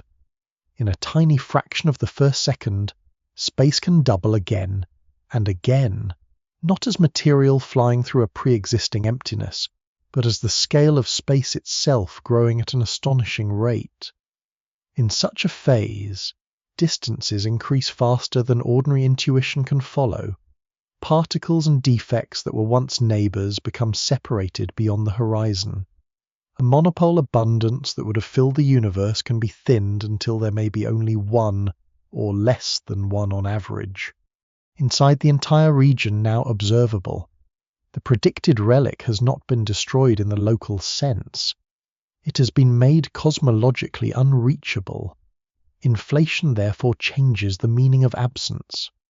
A missing particle may not mean the symmetry theory was wholly wrong. It may mean that the universe expanded so violently after the particle formed that evidence was carried away. The agent behind this expansion is usually described as an inflaton field, a field whose energy dominated the early universe for a short interval. During inflation, the energy density of this field behaved in a way that drove accelerated expansion. Ordinary particles, if present before, were diluted and cooled into near irrelevance. Space became almost empty, not because nothing existed in the deeper sense, but because expansion had stretched away the contents of the earlier state. Then inflation ended. The inflaton field decayed or transferred its energy into other fields, reheating the universe and filling it with the particles and radiation from which later history would unfold. This reheating is crucial. Without it, inflation would leave behind a universe too empty to build anything. With it, the cosmos can be both smoothed by expansion and repopulated afterward. The early fire is not simply carried through inflation unchanged, it is, in a sense, remade. The particles that later form protons, neutrons, nuclei, atoms, stars, and galaxies may owe their abundance to the energy released when the inflationary state ended. This makes inflation a bridge between symmetry breaking and material origin. It may be triggered by a field related to a high-energy phase transition. It may erase relics produced by earlier symmetry breaking. It may create the conditions under which later asymmetries become meaningful. Yet the exact identity of the inflaton remains unknown. It is not one of the confirmed particles of the Standard Model in any simple established way. Its connection to grand unified physics, the Higgs field, or dark energy has been explored in many forms, but no single answer has settled the issue. The theory is powerful because it explains several otherwise difficult features of the universe with one mechanism, and because it predicts patterns in primordial fluctuations that align strikingly with observations of the cosmic microwave background. But its deeper physical source remains open. The smoothness of the sky and the near flatness of space point towards something inflation-like. The particle physics behind that something is still partly hidden. The same stretching that removes monopoles also preserves quantum fluctuations. During inflation, tiny variations in fields are stretched from microscopic scales to cosmic ones. After inflation ends, these variations become slight differences in density. Gravity later amplifies them. Regions that are a little denser pull in more matter over immense time. Those small differences grow into galaxies, clusters, and the filamentary cosmic web. This means the universe's largest visible structures may have begun as quantum irregularities stretched by a phase of accelerated expansion. The idea is not loud, but it is profound. Inflation smooths the universe and seeds its unevenness at the same time. It removes dangerous relics and preserves delicate fluctuations. It makes the cosmos more uniform in its background and more structured in its future. Symmetry and broken symmetry both remain present in this picture. A nearly uniform inflating patch gives the universe its large-scale sameness. Tiny departures from perfect uniformity give later matter places to gather. If the early universe had been perfectly smooth in every respect, gravity would have had no initial differences to amplify. If it had been too chaotic, the ordered cosmic web might not have emerged in its observed form. Inflation offers a way for the universe to become smooth enough for a common history and irregular enough for structure. That balance is one of its quiet strengths. The missing monopoles, then, are not an isolated curiosity. They belong to a wider pattern in which symmetry predicts relics, observation fails to find them, and cosmology responds by changing the early timeline. This does not prove every grand unified idea correct. It does not guarantee that monopoles formed before inflation, or that inflation happened in the simplest way, but it shows how the absence of one kind of particle can reach into the whole architecture of cosmic history. The universe is not only understood through what telescopes see, it is also understood through what successful theories say should have been seen, and through the careful explanations required when those things are not present. A relic erased by expansion can be as important as a relic found in a detector, because both force the story to become more precise. There is also a deeper tension in the beauty of the argument. Symmetry suggests magnetic monopoles. Inflation explains why they are missing, but if inflation is flexible enough, it can hide too much. It can push unwanted evidence beyond view and leave many different high-energy theories compatible with the same visible cosmos.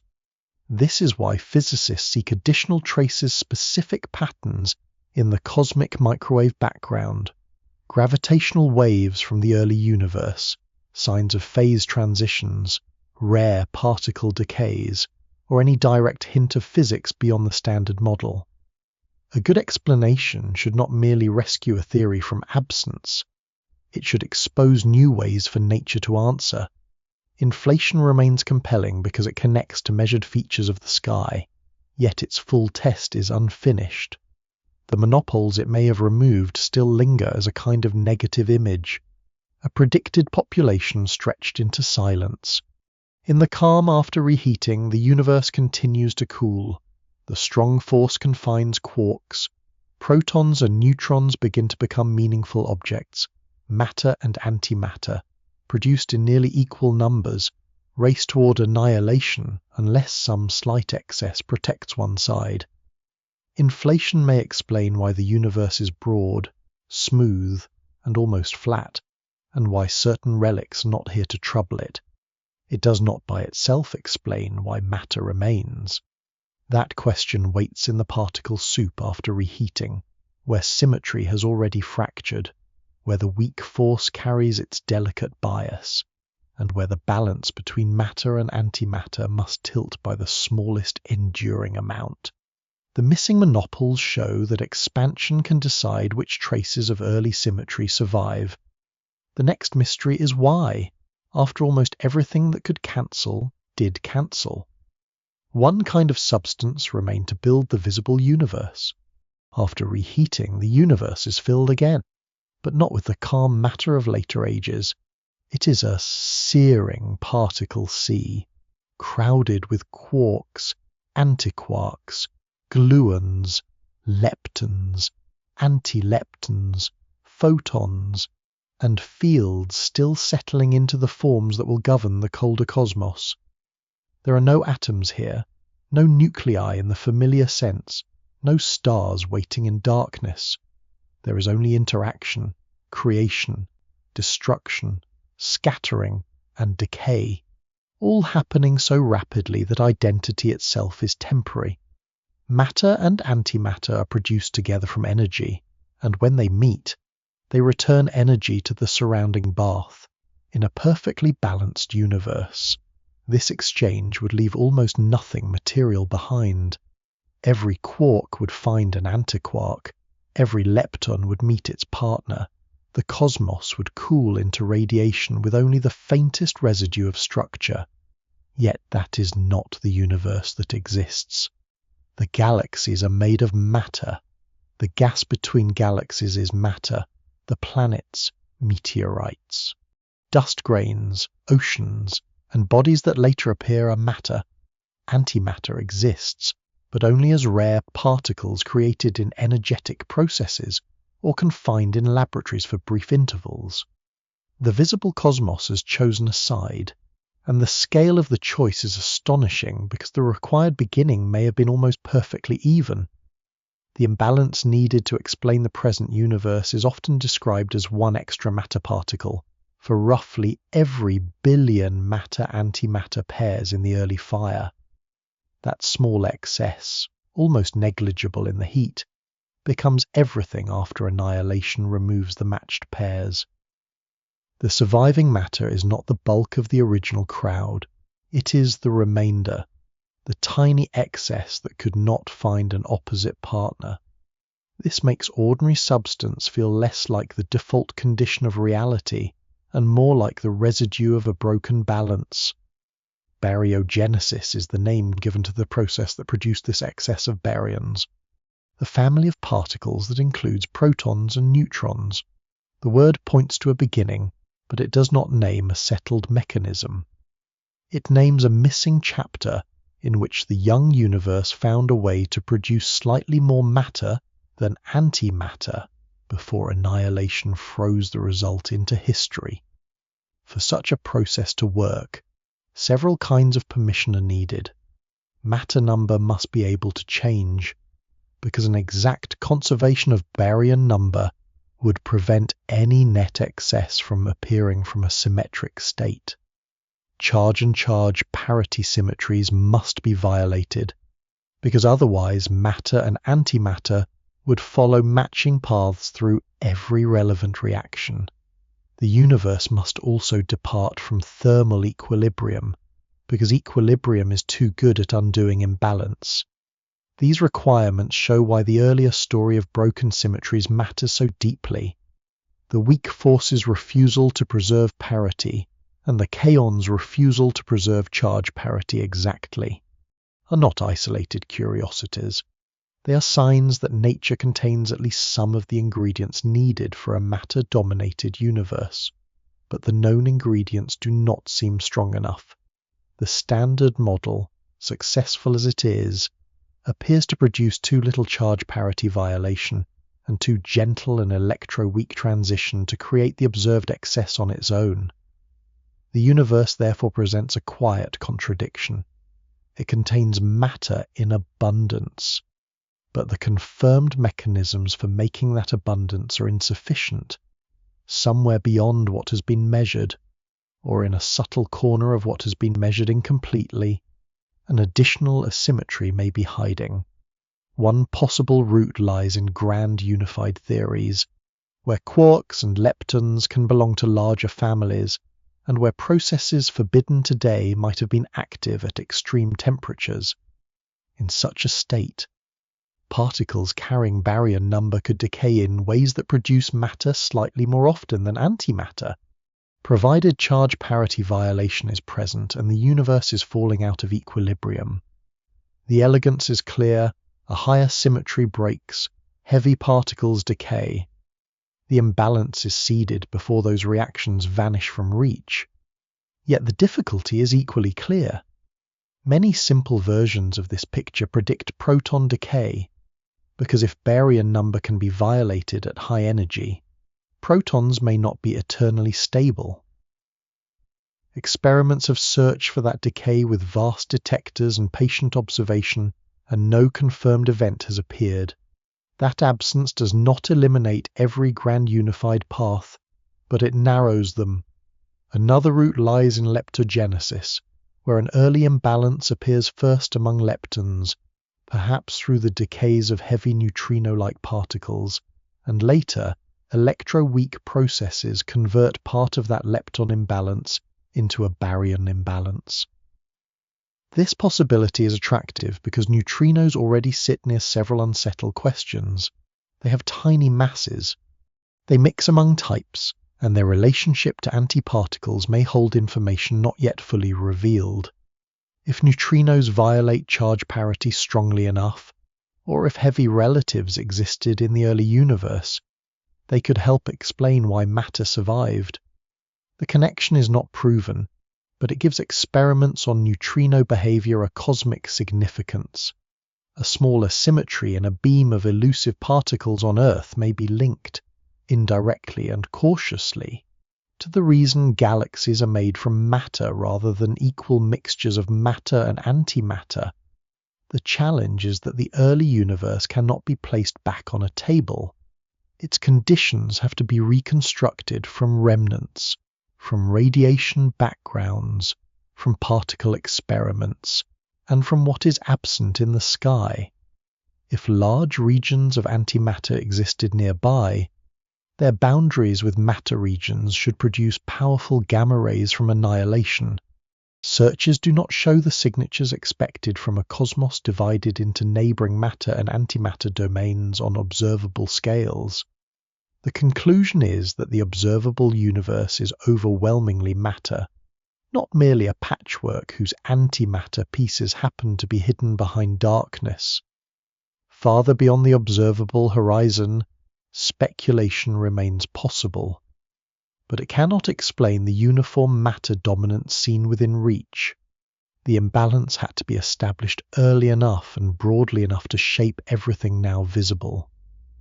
This is why the tiny number matters. One extra particle in a billion is small enough to sound accidental, but it had to occur through lawful processes over the whole young cosmos. It could not be a local mishap. It had to be consistent with expansion, temperature, fields, reaction rates, and symmetry violations all moving together through a brief opening in time. Once annihilation occurred, the opening closed. The surviving matter became locked into the later sequence of nucleosynthesis, atoms, stars, and galaxies. The excess no longer needed to grow, it only needed not to disappear. In that sense, the universe is built from a margin. Its vast structures trace back to a difference so slight that, before annihilation, it would have been almost invisible inside the particle flood. But after the flood cleared, the margin was all that remained. The emotional weight of baryogenesis lies in this contrast between minuteness and consequence. The Milky Way, with its hundreds of billions of stars, is not evidence that matter was overwhelmingly favoured from the start.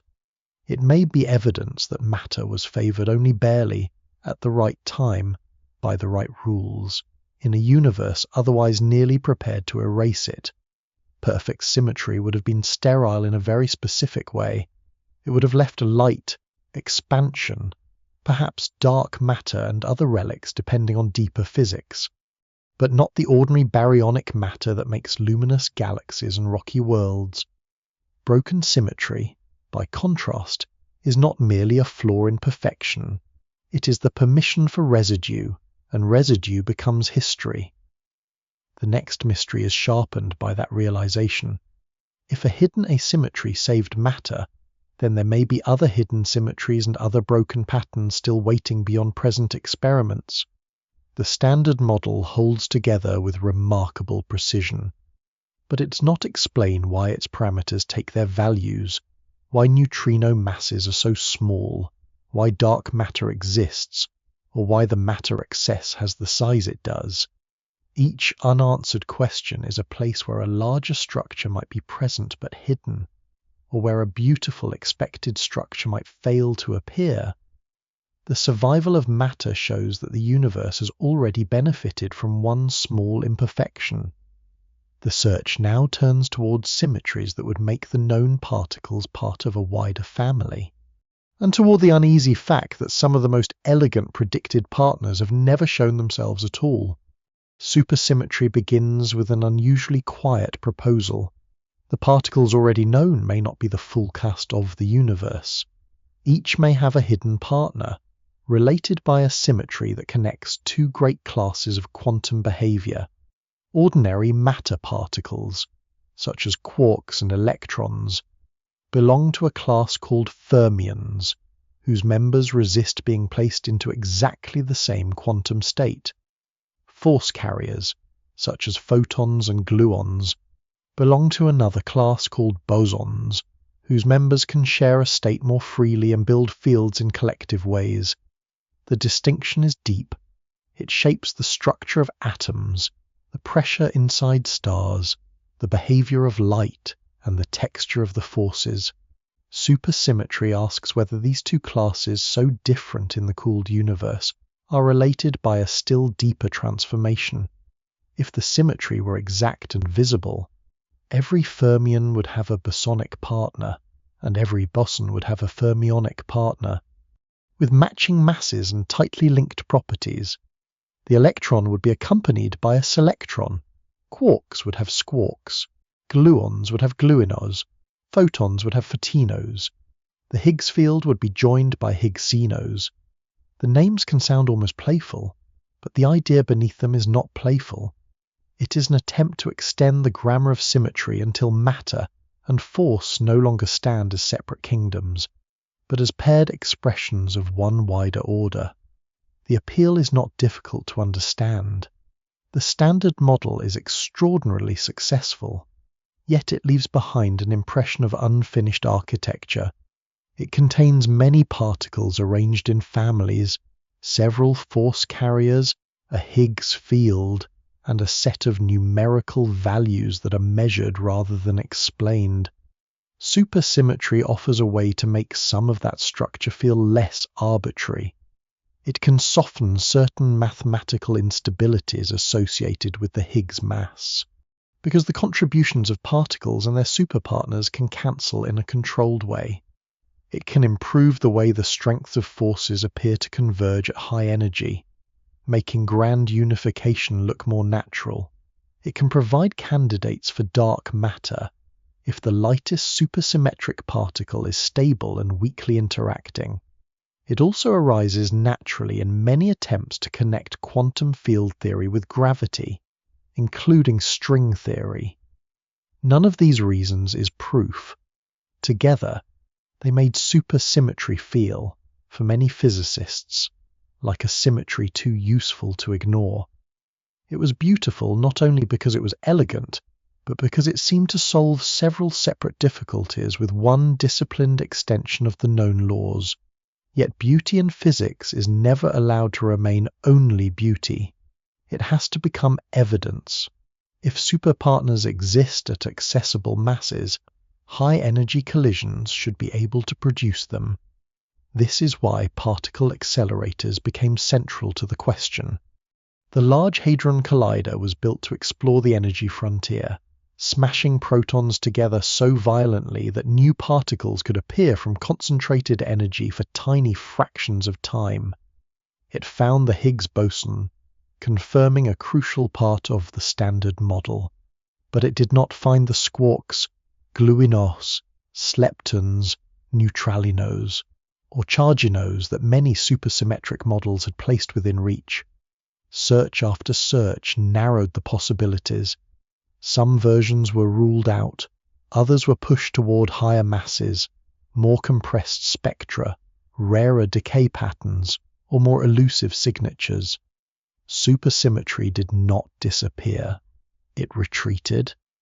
This retreat is scientifically uncomfortable because it tests the relationship between symmetry and expectation. Earlier symmetries had led to powerful discoveries. Gauge symmetry helped explain forces. Broken electro-weak symmetry gave mass and structure to the weak interaction. Charge parity violation opened a way to understand matter, antimatter difference. It was natural to hope that a further symmetry would reveal the next layer. But the absence of superpartners warns that symmetry is not a guarantee of discovery on human scales. A real symmetry may be broken so strongly that its partners are far too heavy to detect with present machines. A proposed symmetry may describe an elegant possible universe rather than this one, or nature may use the symmetry in a form more subtle than the simplest models imagined. The silence of the detectors does not speak one sentence. It speaks in constraints, and constraints are harder to live with than a clean answer. They do not say that supersymmetry is false in every form. They say that the most straightforward hopes have not appeared. This matters for the wider story because symmetry has served as both lantern and temptation. It reveals hidden order, but it can also invite the mind to expect a deeper neatness than the evidence has earned. The known universe is already full of broken, hidden, and partial symmetries. It is possible that supersymmetry belongs to that family, present at energies far beyond reach, perhaps crucial in the earliest moments and nearly invisible now. It is also possible that the universe is less symmetrical than the most elegant theories want it to be. The Higgs mass may be stable for reasons not yet understood, or for reasons that do not involve accessible superpartners. Dark matter may be made of something entirely different. Force unification may require a different path, or may not occur in the simple way suggested by extrapolating known interactions. Each possibility changes the emotional meaning of the search. Instead of marching smoothly from one symmetry to the next, physics may be approaching a region where the old guide still helps, but no longer points in one clear direction. The absence of supersymmetry has also changed how experiments are interpreted. A new particle is not the only result that matters. A non-detection, if performed with enough precision, reshapes theory by closing doors. Detectors record jets of particles, missing energy, leptons, photons, displaced tracks, and rare combinations that might suggest something escaping unseen. When those patterns fail to match supersymmetric predictions, the allowed parameter space shrinks. This is a quiet kind of progress, less satisfying than discovery, but no less real. The universe is being asked a question again and again in different dialects, and each time it declines the easiest answer. The remaining possibilities become more specialized. Superpartners may be too heavy. They may decay in ways that mimic ordinary backgrounds. Their masses may be so close together that the visible decay products are soft and difficult to identify. They may belong to a sector that communicates only weakly with known matter. These escape routes are not invented without reason, but each one adds distance between the original simplicity and the evidence now available. A symmetry that began as a clean promise becomes a landscape. Still, the idea retains a certain gravity. The absence of evidence has not erased the questions that made supersymmetry attractive. The Higgs field still sits at the center of puzzles about mass and scale. Dark matter still outweighs ordinary matter in the gravitational accounting of galaxies and clusters. While refusing to reveal its particle identity, gravity still resists full union with the quantum forces. The early universe still suggests energies where present distinctions may have dissolved. Supersymmetry remains one of the most developed languages for speaking about those problems. Even if nature has not yet confirmed its vocabulary, it may be a hidden chapter written at inaccessible energy. It may be a useful mathematical tool rather than a literal near-term particle spectrum. It may be an idea that survives in transformed form after its simplest predictions fade. Or it may eventually become a beautiful wrong turn, remembered not as failure, but as a way physics learned how stern the evidence could be. That possibility should not be treated as defeat. Science advances not only by finding the expected thing, but by learning which expectations the universe refuses to honor. The deeper theme is that symmetry is powerful, but not sovereign. It organizes known physics with extraordinary success, from conservation laws to gauge forces to the structure of the electroweak theory. It identifies the kinds of breaking that may have shaped the cosmos. It explains why certain quantities endure and why certain processes are forbidden. But the universe is not obligated to complete every pattern the mind finds elegant. The hidden partners may exist in silence, above current energies. They may have shaped the first instance and then withdrawn from the reachable world, or they may not exist at all. In each case, the lesson is different. If they exist, then the present universe is only the low-energy surface of a richer symmetry, and the silence is a matter of scale. If they do not, then the absence itself is telling physics that beauty must be disciplined by reality more sharply than before. The search, therefore, remains suspended between patience and correction. Detectors continue to listen. Theories continue to narrow, adapt, or yield. The cosmos continues to show order, but not the full order once hoped for. Supersymmetry's silence is not empty. It is a boundary around speculation, a reminder that the next symmetry cannot simply be desired into existence. The final movement of the story must therefore look beyond the laboratory and back toward the long future of the universe itself, where cooling has not ended, expansion has not stopped, and hidden symmetries, if they exist, may still be waiting for conditions under which they break again. The universe has not stopped becoming itself. The great symmetry breakings of the earliest instants can make cosmic history feel like a completed descent, as if the decisive fractures all happened long ago, and the present age were only the slow unfolding of their consequences. In one sense, that is true. The forces have separated. The Higgs field has settled into the state that gives mass to many particles. Quarks are confined inside protons and neutrons. Matter has survived its encounter with antimatter. Atoms have formed, stars have lived, planets have cooled, and the visible cosmos now carries the structure made possible by those ancient choices. Yet expansion continues. The cosmic microwave background keeps losing energy as space stretches its wavelengths. Galaxies drift into a more isolated future under the influence of dark energy. If that influence remains as steady as it appears, stars will exhaust their fuel. New star formation will fade as gas is consumed or locked away. The universe is cooler now than it has ever been, and it is still cooling.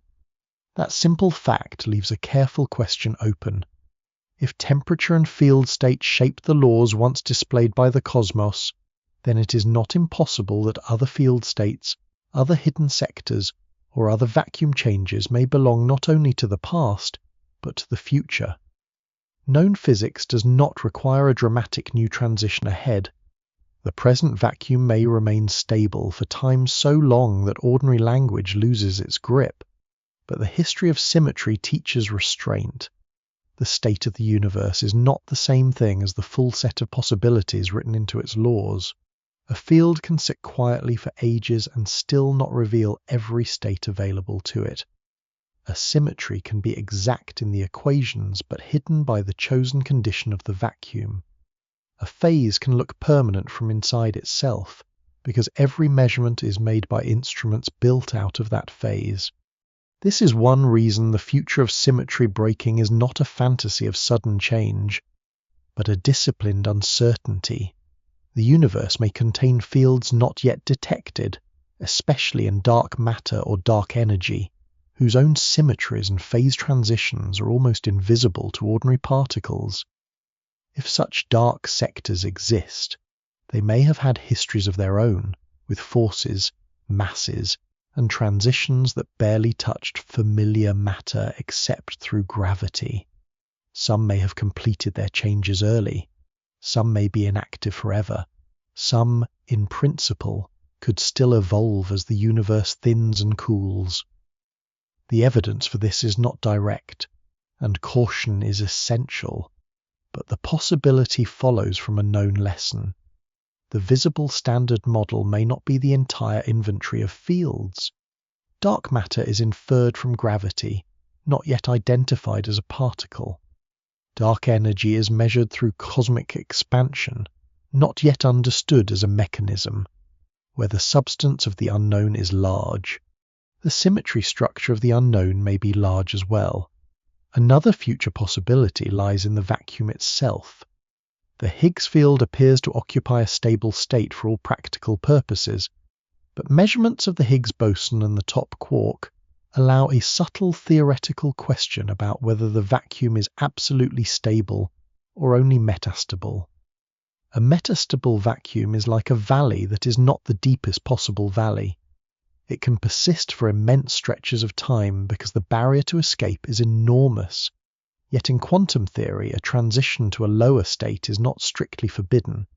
If such a transition were possible, the resulting vacuum would have different properties, and the laws experienced by particles inside it could change.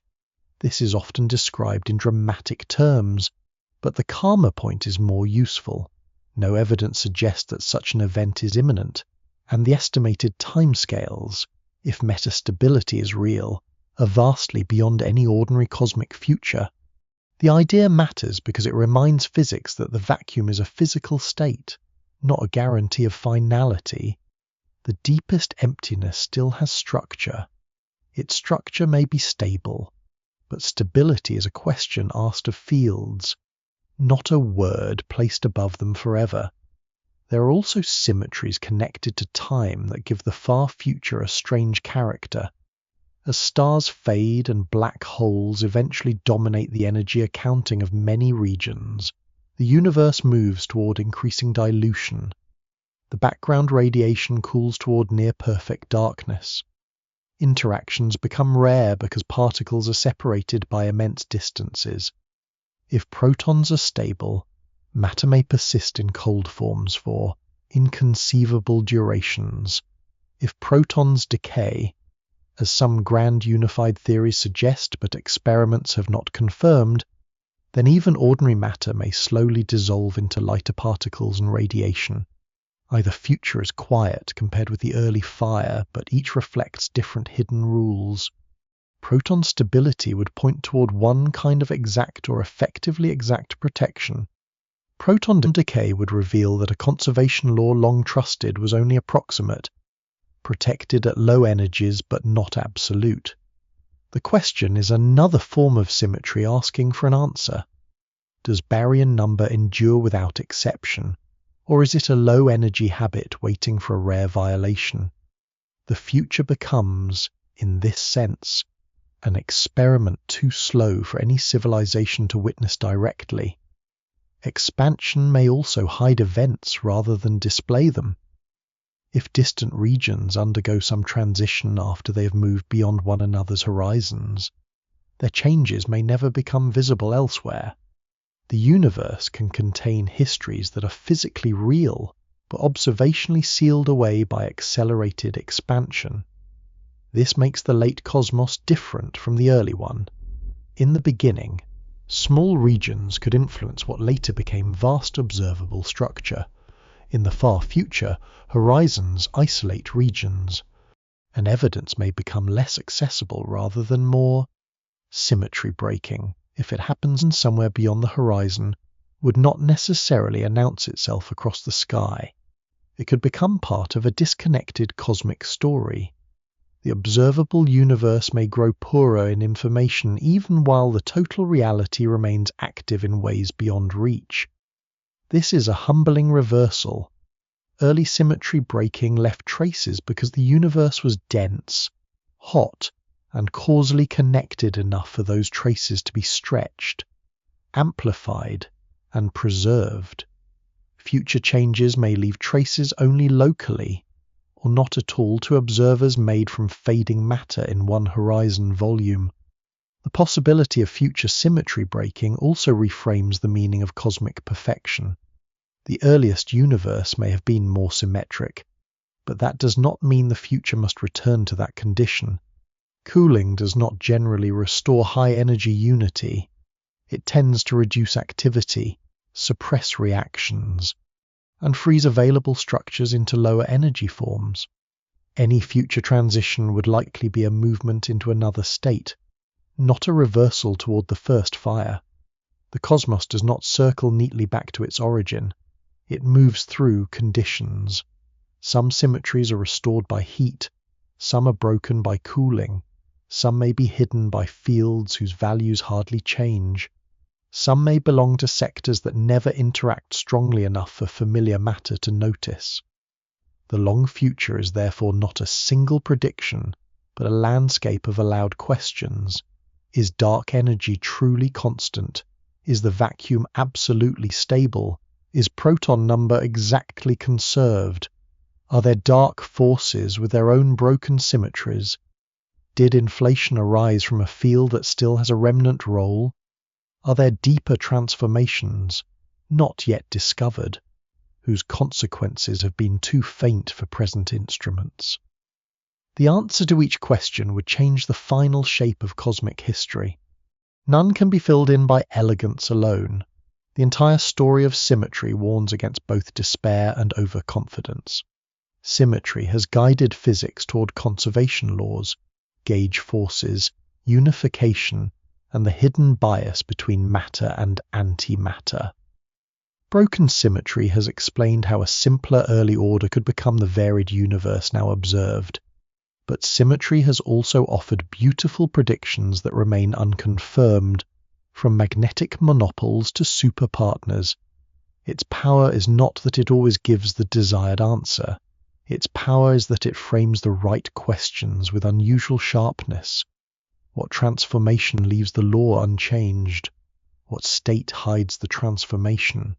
What exception survives experiment? What absence demands explanation? These questions carry from the first fraction of cosmic time into the farthest future. The imagined matter and antimatter civilizations began as a parable of contact made dangerous by a hidden difference. By the end, the deeper lesson is not only about their annihilation, or even about the survival of matter. It is about a universe whose identity is shaped by what remains the same, and by what fails to remain the same. Reality is not built from symmetry alone, and it is not built from disorder alone. It is built from ordered freedoms, selected states, slight violations, and consequences that unfold over ages. The laws may contain transformations more perfect than anything visible now. The cosmos may have broken many of them already. Others may remain hidden, waiting not as certain events, but as possibilities held in the structure of fields. If the universe continues to cool without further transition, then the ancient breakings will stand as the great formative moments of reality. If another symmetry one day changes state, then cosmic history is not finished in the deep physical sense. Either way, the lesson remains quiet and severe. The world that exists is the one where perfection did not stay complete, and where the smallest cracks in symmetry became wide enough for matter, stars, and memory to pass through. The story settles where it began, with a universe that can hide its deepest differences behind patterns of almost perfect agreement. Symmetry gives nature its order, allowing laws to remain steady across distance, direction, and time. It lets light travel through the dark with rules that do not change from one galaxy to another. It lets matter organize into atoms, stars, and worlds. Yet the same order is never the whole story. The universe that remains is shaped just as much by the places where symmetry fails, where a mirror is not quite true, where matter and antimatter do not follow exactly the same path, where a field cools into one chosen state instead of all possible states at once. These failures are not merely flaws in a pattern, they are the openings through which structure enters. Without them, the cosmos might have been smoother, simpler, and far emptier. With them, forces separate, particles gain mass, matter survives, and the long history of galaxies becomes possible. Some symmetries may still be hidden beyond the reach of current instruments. Some may have broken so early that only their consequences remain. Others may never have existed in the form that theory once hoped. That uncertainty is part of the quiet strength of the subject. Science does not need the universe to be perfectly elegant. It only asks what the evidence allows, what the equations imply, and what careful measurement refuses to confirm. In that space between beauty and restraint, symmetry remains one of the deepest guides physics has found. It points toward order, but also toward the cracks in order, and those cracks are where the known universe seems to have taken shape. The final impression is not of a cosmos ruined by imperfection, but of one made particular by it, carrying in every atom the memory of a balance that almost held,